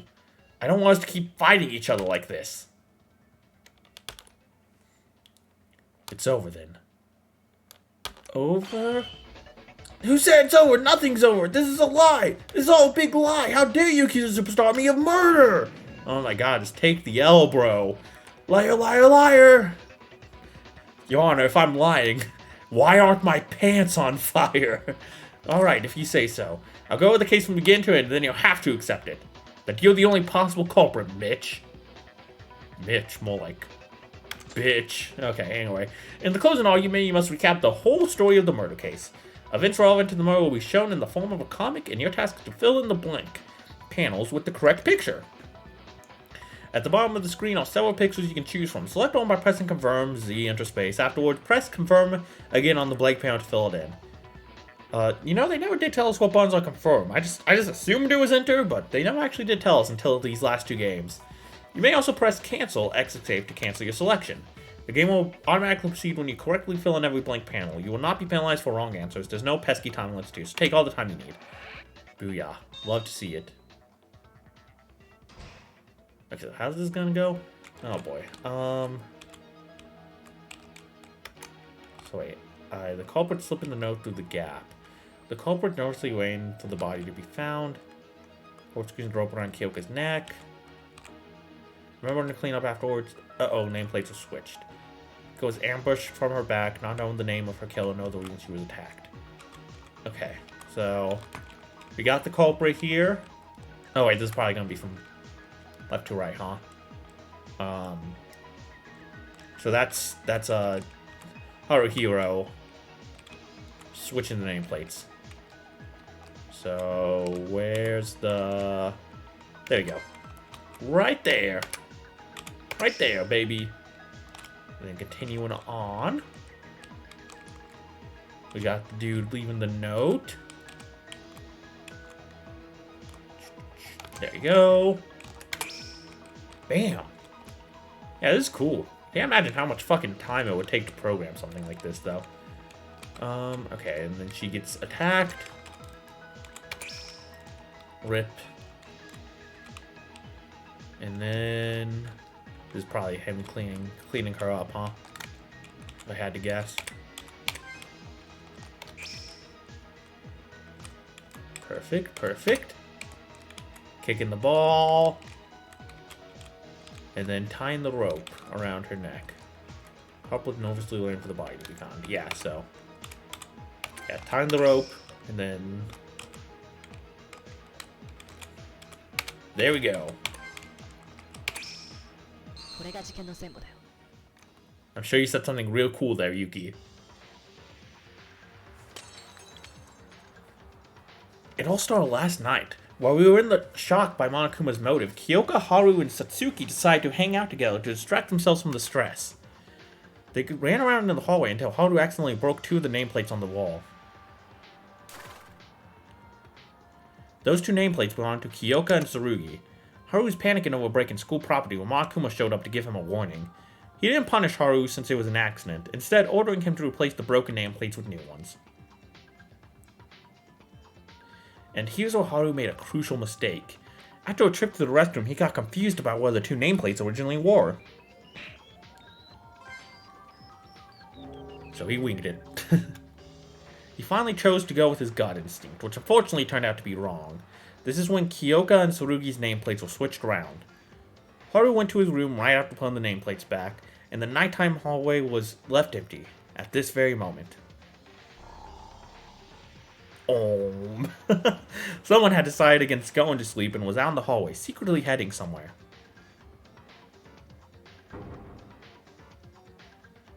The place they were heading was Tsurugi's room. For some reason, they had chosen Tsurugi to be their target of murder. But there's something they were unaware of. Right before they came, the nameplate outside Tsurugi and Kyoka's room was switched by Haru. The culprit had actually gone to Kyoka's room. Unaware of the error, the culprit made their first move. They put a note through the gap below the door. It asked to come to the laundry room at 6 a.m. and contained a lot of false information to make things easier for the culprit. Not everyone would be asleep right after nighttime, and it would be easy to spot a note coming in through the door. That's what the culprit was going for. Tick-tock, tick-tock. The next day, as the time approached 6 o'clock, Kyoka, after reading the note, came to the laundry room as she had been instructed. The culprit was hiding in the corner of the room, looking for an opportunity to strike. Since they were expecting to see Tsurugi, Kyoka's sudden appearance would have been a surprise for them. Kyoko continued forward, oblivious to her fate. The culprit was probably confused at first, then either noticed that they somehow went to the wrong room or found Kyoko holding the note. They likely had a plan in mind, and changing the target meant they had to risk ruining everything. But there was also the potential of being found out and facing the aftermath if they let her go. At last, the culprit decided to change their target. They already had the weapon ready, and it looked like they would be discovered anyway. Aw, Kyoka. Meanwhile, Kyoka was wondering why no one was in the room. Still unaware of the presence of the culprit, she was left vulnerable to their attack.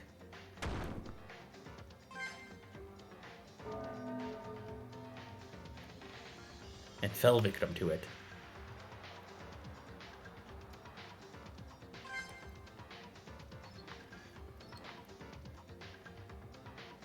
After the murder, the culprit wiped off the blood from the body to conceal any evidence of murder, because it was done almost immediately afterward.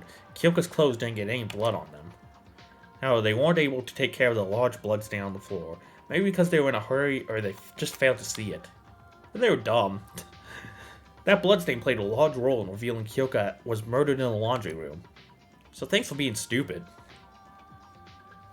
I think the culprit forgot about the bloodstain while they were busy moving Kyoka's body. They must have gone in a panic since they killed someone that wasn't part of their plan. The culprit first carried the body over to the girls' restroom. The purpose was to take advantage of the fact that students aren't allowed to enter the restroom of the opposite sex. That's when the culprit found the pipe on the ceiling of the restroom. The culprit decided to make use of it, and went to the antique store to get the needed supplies. It was less than an hour before the wake-up announcement, so they were probably in a rush. The tools they chose were a rope, a hook, and a rubber ball. The culprit first tied the rope around the rubber ball, then thought of a certain way to hide their involvement. Their idea was to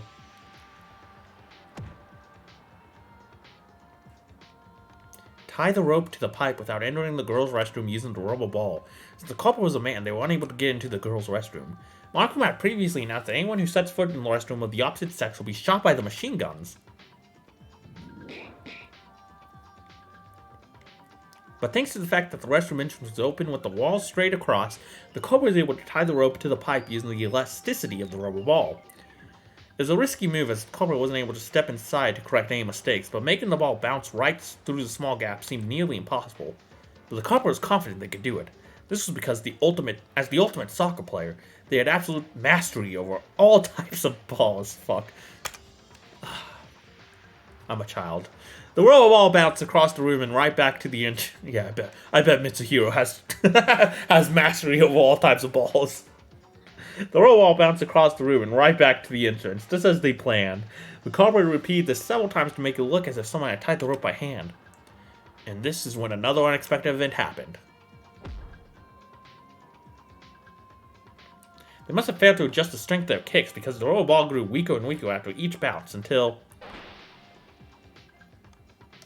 it couldn't withstand the pressure and popped. This caused the liquid inside the ball to be splattered all over the restroom, becoming a key piece of evidence. At this point, dude, I left a blood stain behind. I left a rubber behind. If I was the murderer at this point, I think I'd just give up. I sent the note to the wrong person. Like, everything's going wrong. I would feel bad for Mitch if he hadn't killed someone and also sexually assaulted someone in the last episode. Sexually harassed, I suppose, is the more appropriate term, I guess, but I don't know, it's still a shitty move either way. God, why don't I just get over it? He only sexually harassed one girl. It couldn't withstand the pressure and pop. This caused the liquid inside the ball to be splattered all over the room, becoming a key piece of evidence. The culprit would have wanted to get rid of it, but they couldn't do it without going inside the restroom.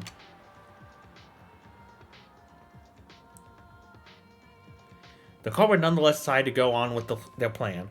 After all, they succeeded in tying the rope to the pipe, and the method they used was virtually unimaginable for a normal person.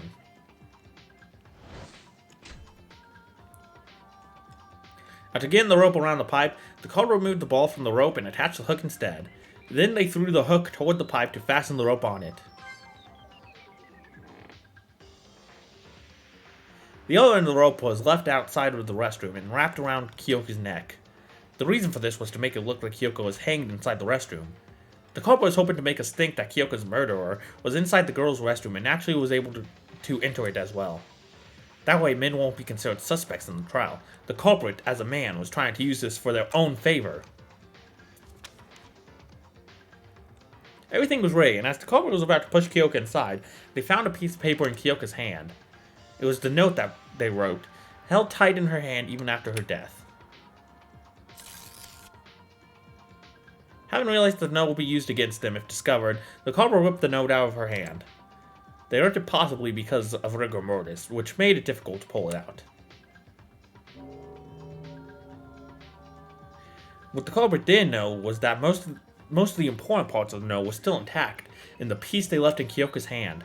Thanks to the note, we found out she wasn't murdered in the restroom, which led to the conclusion that the culprit can be a male as well.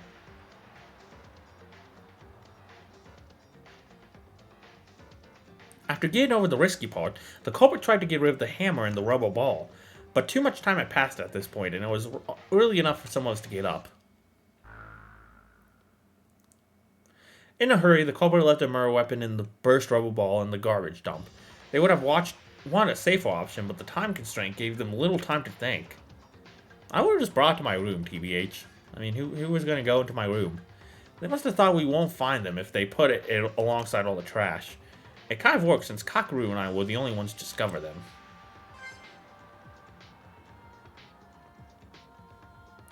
When we started coming out of our rooms, the culprit acted like they had just gone up and waited for the body to be discovered.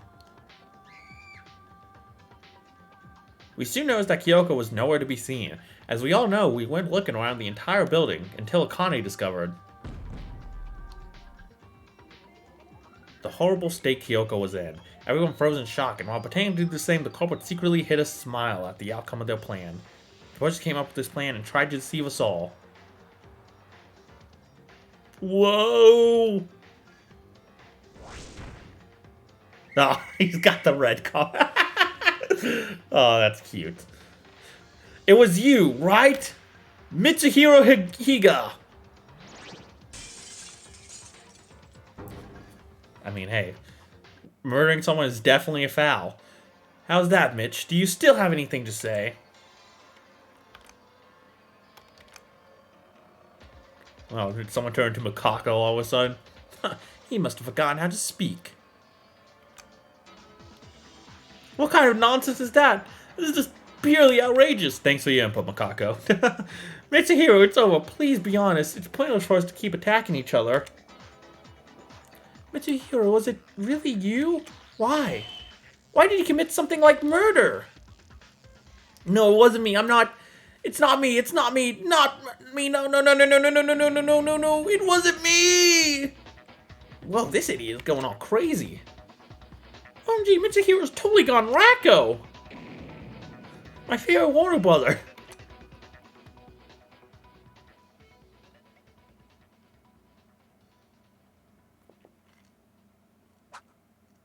We did it! Woo! Look at all them numbers! 710 points. Beat that, losers. 59 mana coins. Hey, I'll take that. I'll take that.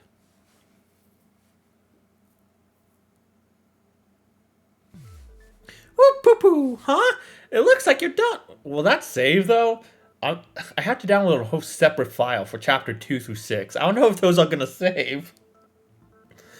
This what I have downloaded right now is just chapter 1. I didn't think about that. Oops. Yeah, I don't know why they did it, but the translation has chapter 1, 2 through 6 as completely different files. I don't know. Maybe it's saved somehow. Maybe I don't know. We'll see. I might be in a monocoin deficit though at the start of next episode. Poo-poo, huh? It looks like you're done. As the headmaster, let me say your discussions were packed with passion in a fashionable way. Passion and fashion? Are they the same? Are they different? Oh, who cares? You don't need any of those to live a good life anyway. So let's move on to voting time. You don't need any extra explanations, right? Pick the person that you believe is the blackened. Everyone make your choice using the switch in front of you. And one more thing, just as a reminder, triple check that you vote for someone. If I see a blank ballot, you know what happens. I'm sure none of you would want to be punished for something so trivial like that. Okay then, time to get excited. Who will be chosen as the Blacken? Will you make the right choice or the dreadfully wrong one? What's it gonna be? What's it gonna be?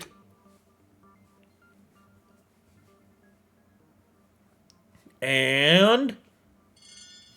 did we do it? I'm assuming we did. And...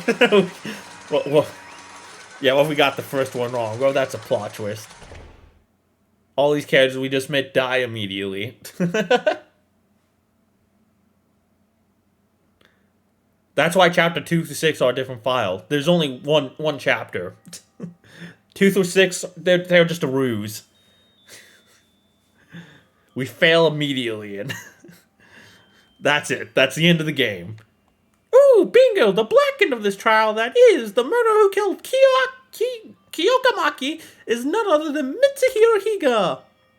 Oh, hold on. Mr. Higa, did you really? Mitch, why did you kill her? Tell us. I was a big fan of yours. I like soccer too. I admired your talent as a rising star. Why did you have to... cut it out and say something. Fine. I killed Kyokamaki. Are you serious? Finally. Mitsuhiro, assuming everything we found out is true, you murdered Kyoka even though she wasn't your target. I'm not saying it was okay for you to set up a murder, but you could have quit and spared Kyoka when your plan went wrong. Why didn't you do that? Why? Why are you so stubborn about killing someone? Kyoka did nothing to you. But, I just had to get out of here after watching that video. That video? Just as I thought. This was the only possible answer. You mean, the motive? Monokuma had shown us that DVD just yesterday. The contents must have been different for each student, but every one of them seemed enough to drive a person toward despair. What? I'm just thinking... I was thinking how funny it would be if everyone got the same video, and it was just a video of my mom dying. Yeah, exactly. Like, well, everyone just saw this video, and they're like, who the fuck is this woman? Why the heck is female Yuki dying? When I watched my video, I felt myself wrapped up by a surge of emotion demanding me to escape here, using any means possible. I even pondered the thought of murder. Mitch must have killed due to the same reason. I'm aware of how serious a crime this is. Even a... oh. Okay, whatever. I don't care. It's Mitch. But I had to do it. I had to get out of this place, and for that I had to murder. Mitsuhiro, you bastard! I don't know what you saw in your video, but can you even guess what was on mine? Every soccer stadium in the world being reduced to ashes, terrorist attack in FIFA headquarters, and world-class soccer players having gone missing. Really? That's what you saw? Like, nothing about your family or anything? Like, I get it, that's pretty tragic as a soccer fan, but... I mean, I saw my mom died, and I still resisted murdering. On top of that, my home team was also... okay, that makes a little bit more sense. Your friends dying, I can get behind that one. How could such a thing be possible? I'm sorry. That's exactly like my case. Oh, this can't be good. It seems like something has occurred to the well-being of Yuki Maeda's warm and caring family. What could have possibly happened at his house? To Mitsuhiro, soccer would have been like the home where he belongs. Witnessing his own sweet home being completely destroyed would feel... Attack on FIFA HQ? Come on, you know that's utter nonsense. Right, and it doesn't only pertain to yours. All of our videos have been manipulated. You should have fallen for this trap, ugh. I couldn't stop trembling after watching my video because it was as shocking and terrifying as yours. It wasn't just you. It was everyone's fight, even Kyoka's. Even though she watched the same absurd video, she was trying to overcome her shock. I'm glad they're not letting this guy slide. Usually they'd be like, oh, I understand, you had to kill, we shouldn't blame you, should blame Monokuma, which fair. 100% fair, but I also don't like this guy, so... double standard much, maybe, but... yeah. You asshole. I can't help it. Soccer is my everything. I'd even say it's more important than my life.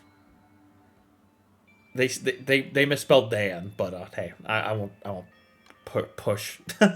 I know murder is wrong, but I just had to see with my own eyes that video is real, even if it meant killing another person. And 15 others on top of that. Okay, so you didn't do it because of your friends, you did simply because of soccer?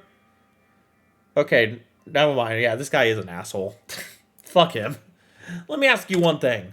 Suppose that your plan went without a hitch and you got out. What if you found that the video was right? What? Then what were you going to do? You heard about the class trial and the entrance ceremony, didn't you? The victory of the Blackened is equivalent to the death of everyone minus the Blackened. My point is this. By setting off your murder plan, you ought to take the lives of us 14 for your own needs. I think I read that line way too fast earlier. But were you aware of the full weight of your choice? Or at least prepared to face the consequences? I doubt it. I don't know if this game has a log where I can see past text. If there is, let me know. I would fiddle around, but I'm afraid of skipping more dialogue by accident. You know what? You know what I want to say. You're nothing more than an ignorant moron who wanted to get out of here using soccer as an excuse. Of course our videos are as shocking as yours, otherwise it won't even be a motive. If that alone was sufficient to make a person murder, all of us would have done it by now. But in reality, you were only trying to commit murder. What do you think made that difference? Could it be prioritizing your selfish desire over your so-called friends?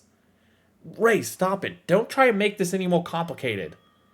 Are you telling me this idiot got shocked by the DVD, then just went on to murder someone without even being mentally prepared? No, I won't deny that, but soccer really was my everything. Actually, it was pretty well planned out. He managed to come up with a complex trick immediately after murdering Kyoka.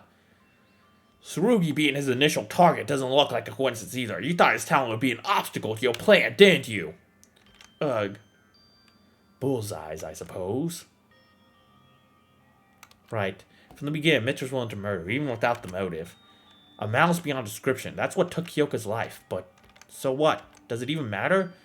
Monokuma was the ultimate ringleader behind all this. Monokuma was the one who drove Mitch to that point. You know what, Mitch? Right after watching the motive, Kyoka told me Haru and Satsuki this. Murder, motives, anxiety, just push them to the side and have fun. That way we can all chill out and strengthen our bond.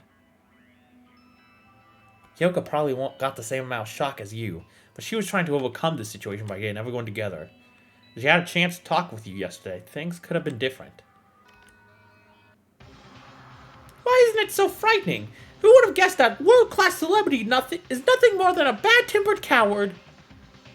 This is why you should never judge a book by its cover. No one would have ever thought the Michiga would murder. What? What are you talking about? It's your fault, this entire situation. Mitch's murder. It's all your fault. How can you even say that? Ah, don't be so salty. What's done is done. Don't you got a carpe diem? Oh, what's that? What's up with that attitude? If you're trying to fight me, give up. You'll probably end up hanging out with your dead friend anyway. Besides, you guys don't scare me at all. Shut up, Monokuma. I don't know where you got the balls for that, but someday I'll bring you to justice myself. Tsurugi might be an exception. Gee, look how long you guys have been holding me back. We better get started. Started on what? The punishment. What else would it be? I told you, punishment awaits the loser of the class trial. But punishment, you mean execution? Just give me a sec. Of course I'm guilty. I deserve death. I deserve any kind of punishment. I know I can't ever make up for my crime. But still, are you really gonna kill me? Sure, I killed Kyoka, but isn't this a bit different? Seriously, you're gonna take my life? I can explain. Oh, you must have been crazy. I'm sorry. I never do that again. I can rot in jail for the rest of my life. Just don't kill me. Yeah, I'll do anything you want. You can have all the money I earn from playing soccer, okay? I don't want to die. Help me. I'll do anything but die. I'm begging you. Please don't kill me. Hey, guys, do something. I'm gonna die for real. This is not a joke. Notwithstanding Mitch's desperate cries, everyone turned their heads away from him, including myself. Poo-poo-poo, what is this? Are you scared of dying? Weren't you ready for this when you became the Blackened? Like, oh man, I do kind of like the slight edge, I guess, these characters have. Maybe that's not the right word, but they're not all like all friendly and like, oh, we forgive you. But it's all Monokuma's fault. Like they said it's Monokuma's fault, but they all also being very cold towards Mitch, which does make sense. It is an interesting approach to this. Above all, you disrupted order. You killed Kyoka. Whatever the laws outside may be, the rule here is simple: an eye for an eye, a death for a death. No matter what you do, you can't avoid punishment. Like, they're not all friendship and happiness. Yeah. Which, I like this take. I like it. You know, I like the other take, too. Don't get me wrong. I'm not saying one's better than the other, but it is interesting to see compared to, you know, the Danganronpa fan games we played before and the main series. No matter what you do, you can't avoid punishment. Once you're revealed to be the Blackened, you are punished. This is an inbound rule. Now save your breath and let us begin. I certainly won't want my students to procrastinate. So I prepared a very special punishment for the Blackened, Mitsuhiro Higa, the ultimate soccer player. No, go away, go away! Let's give it everything we've got. It's punishment time! No! I wanted to read the correct line. Sorry, I took some liberties there. Come play movie. Oh. Did I fuck something up with the installation?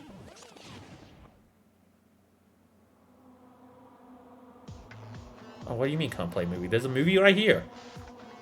Hell yeah, get your popcorn out. Oh god. Dude, Mr. Linus really put his full cock and balls into this game, huh? This is very impressive.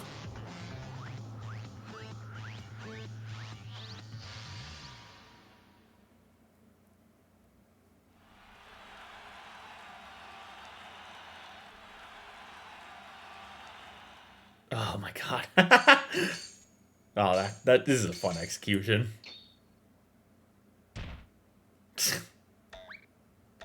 And I may be partially saying that because I hate Mitch's guts.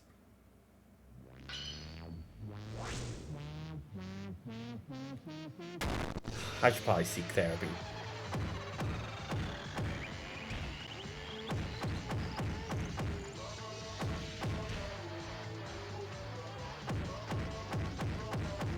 Should I commentate this like a sports commentator? They're doing the triple fiery spin kick! The most legendary move in all of soccer! He might just go all the way! Oh, never mind. They all burned to death. The fiery kick was too intense. Oh, Jesus. Holy fucking crap. Looking like Anakin at the end of fucking episode 3.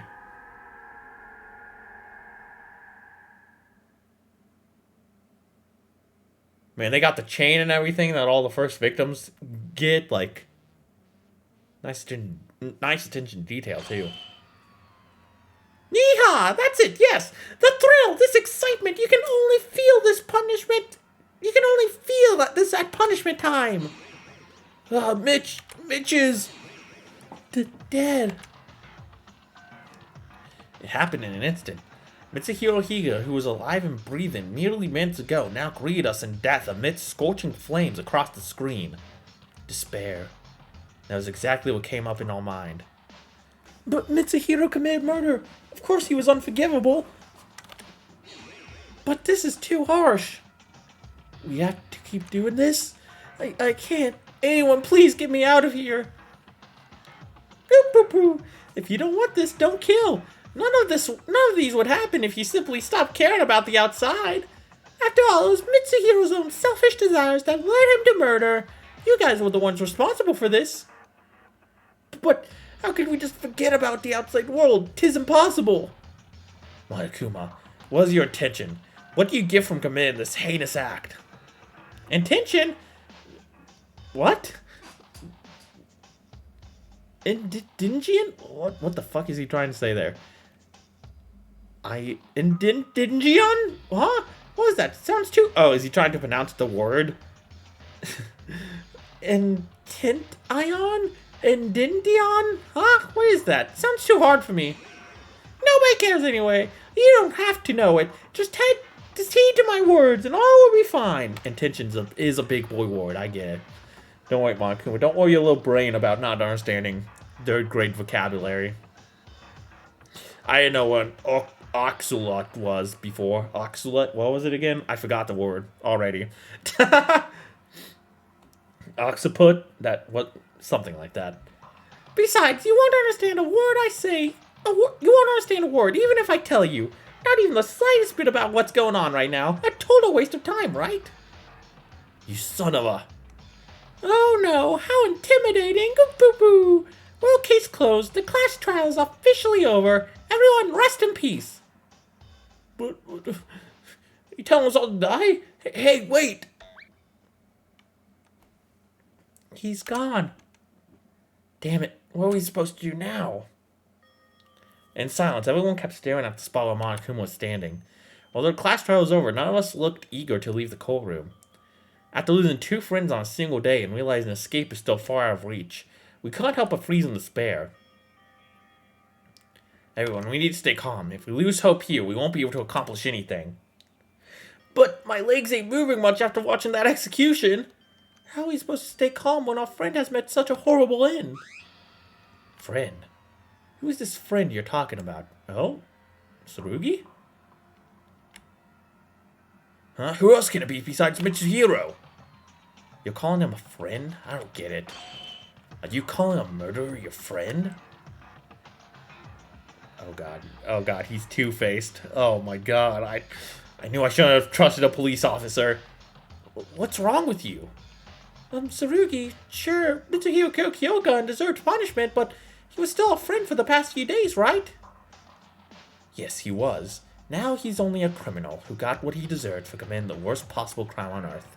What's so surprising about that? Oh my god, he may end up being more of a rival than Mikaru. Now that I'm, thinking about it. You may argue that Mitsuhiro deserved the death penalty, but do you condone Monokuma's actions?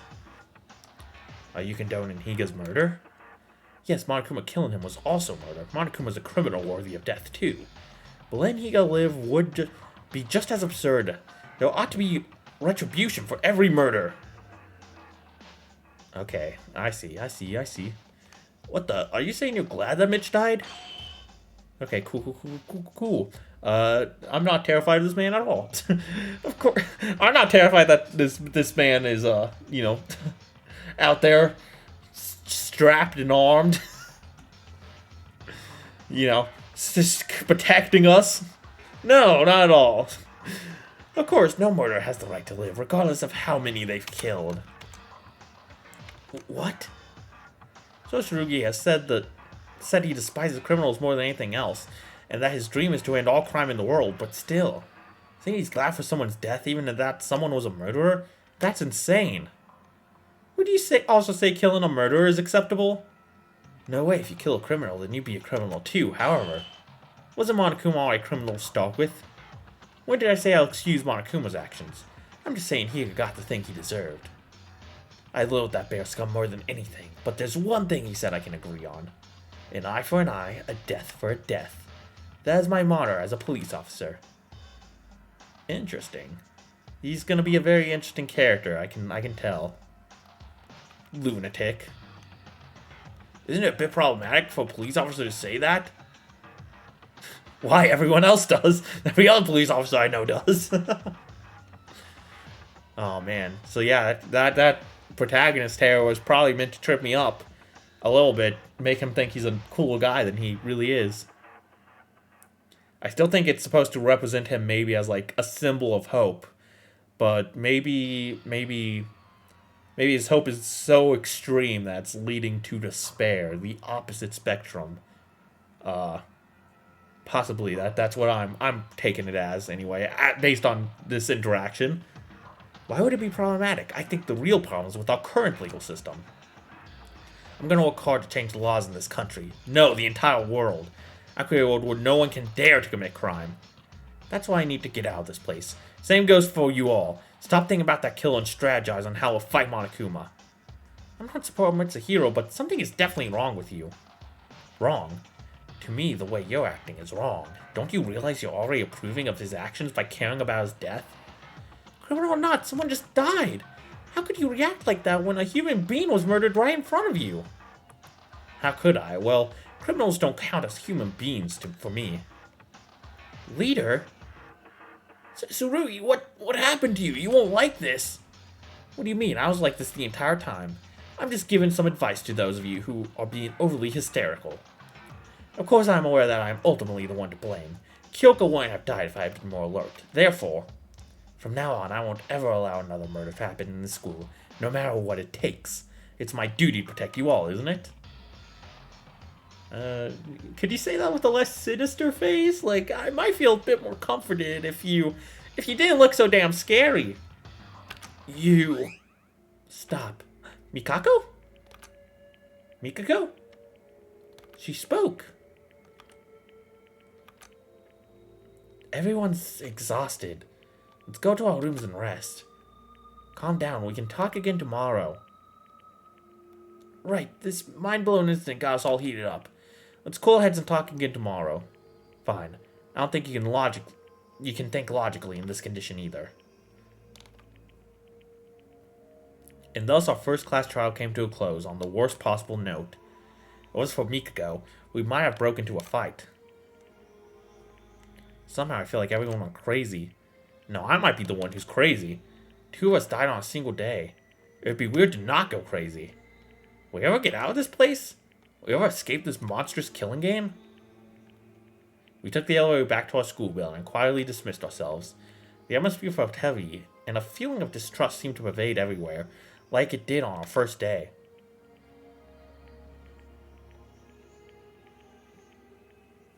Here I am, standing in my bed. Everything that happened today already feels like memories of a distant past. Surrounded by this bizarre environment, my sense of reality was slowly fading. The day I left home for Hope's Peak Academy a week prior to today seemed like it was from a long time ago. It probably was. Assuming it has a similar plot twist to Trigger Happy Havoc. I couldn't even recall how my parents looked like. My family. Well, except for my mom, who I just saw die. Ugh. Get out of my head! Akira! Kyoka. The trial. Mitch. Execution. Tsurugi. My brain drifted in confusion as these thoughts kept swirling in my mind.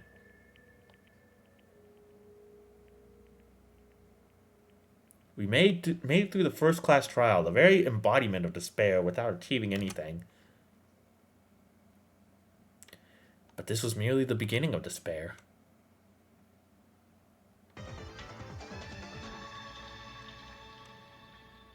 End of chapter 1. Echoing despair.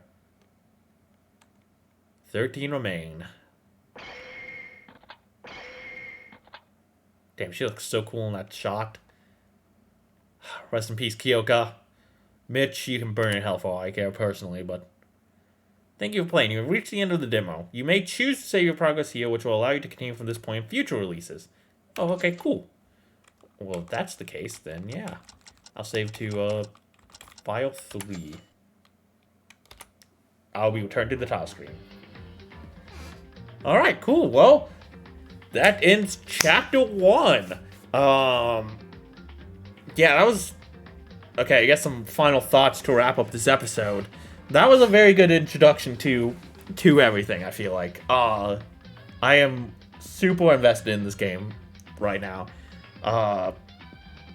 Like I said, they did take a lot from Trigger Happy Havoc, but they also added enough of their own twist to things that I was still left on my seat, like, left on the edge of my seat in excitement and wonder about what was happening next. Kyoka and Mitch being the first 2 to die, I did not expect at all, personally. I really did not expect at all. But, yeah, a lot of interesting developments have happened. I'm very curious to see where everything with Tsurugi is gonna go. I'm hoping to develop our relationship with Akane a bit more, because clearly she's an important character. And, yeah, looking forward to getting to know the rest of the characters a bit more, too. I'm really falling in love with them. They're all really, really well made. I think the only ones I actually sort of don't like are Mitch and Mikuru, honestly. But yeah, everyone else I really do enjoy a lot, and I want to get to know them more, spend some more free times with them. Uh, what else? I don't know, man. That was just that was a very exciting place to end it off. I want to see this game hopefully branch out and do its own thing a little bit more.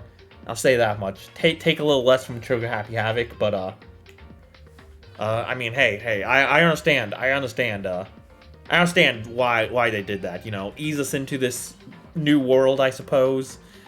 Ease us into things, and also, like I said, as a writer, I feel like it makes sense to take takes when you're starting to figure out your own stuff. Like, it makes sense to take a little bit from what has inspired you before.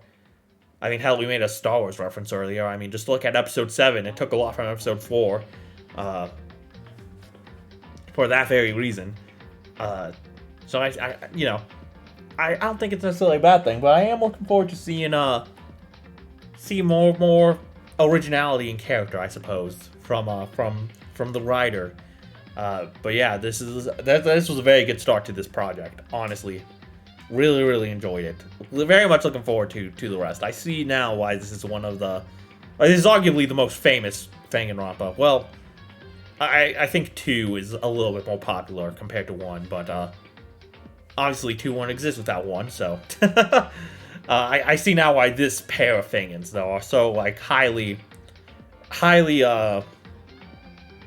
applauded if they keep this level of quality throughout the same between all the chapters between both games, or hell even improve. There's still lots of room for improvement that I think could make these games hit so hard.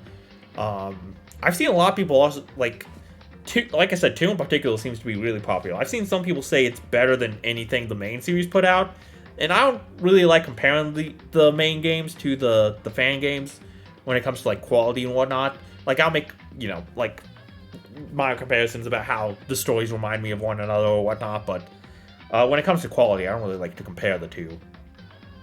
But it does get me kind of excited to see where the another series goes from here. Of course, we still have all this game to play, so it's gonna be a while before we get to Danganronpa another 2. I will also say about 2, as I said before, I've been a lot more spoiled to what happens in 2 than I have been in this game. So, just a heads up whenever we do get to 2. But hey, we still got 5 more chapters of this game to go through. 6, I guess, if you want to count the epilogue. But hey, I guess that's why I'm ending things off. I will say one thing before I actually do leave. I might as well just get this out of the way now. I did get spoiled to something that happens later in this game, in this particular game. I said in the first episode I wasn't spoiled to anything, but I did, unfortunately, since then, receive a spoiler. I'm blaming the Fanganronpa wiki. I won't say exactly what it is. I won't even say at which point in the game it applies to. Cause like I don't even know like the context about the spoiler, so it's not enough to like ruin my enjoyment of the game or anything. I just got a little bit of a spoiler. Don't know the context or the story surrounding it necessarily, but I just want to bring that up because I don't want fake content for any of you guys. There will probably be a point within the next couple of chapters where a big twist is revealed, and I'm just like, yeah, I knew that. I'm just like, eh. I just want to be as open with you all as possible. So I will just say, there is one spoiler I have received since starting this game. It was because of my own stupidity. It was nobody gave it to me, which thankfully you all, everyone who's commented on these videos, has been very respectful about not giving me spoilers. But yeah, I think that's what all I have to say. Yeah, it was just my own stupidity. I started reading sections on the Fanganronpa wiki when I was collecting sprites for thumbnails. I got a little distracted and started reading some stuff about certain characters I won't tell you which character, but I was just getting like a collection of sprites ready for thumbnails in future chapters, and yeah, it happens. It happens. You probably can already predict what the twist is if you've played this game before, but if you haven't, I won't. If you don't know the twist, I won't spoil it for you all. If you're playing this game with me for the first time, I won't spoil it for you. But yeah, just thought I'd get that out there. I wanted to say it earlier, but didn't know where to put it, so I might as well just put it at the end of this video. Pad out the runtime even longer. Why the fuck not?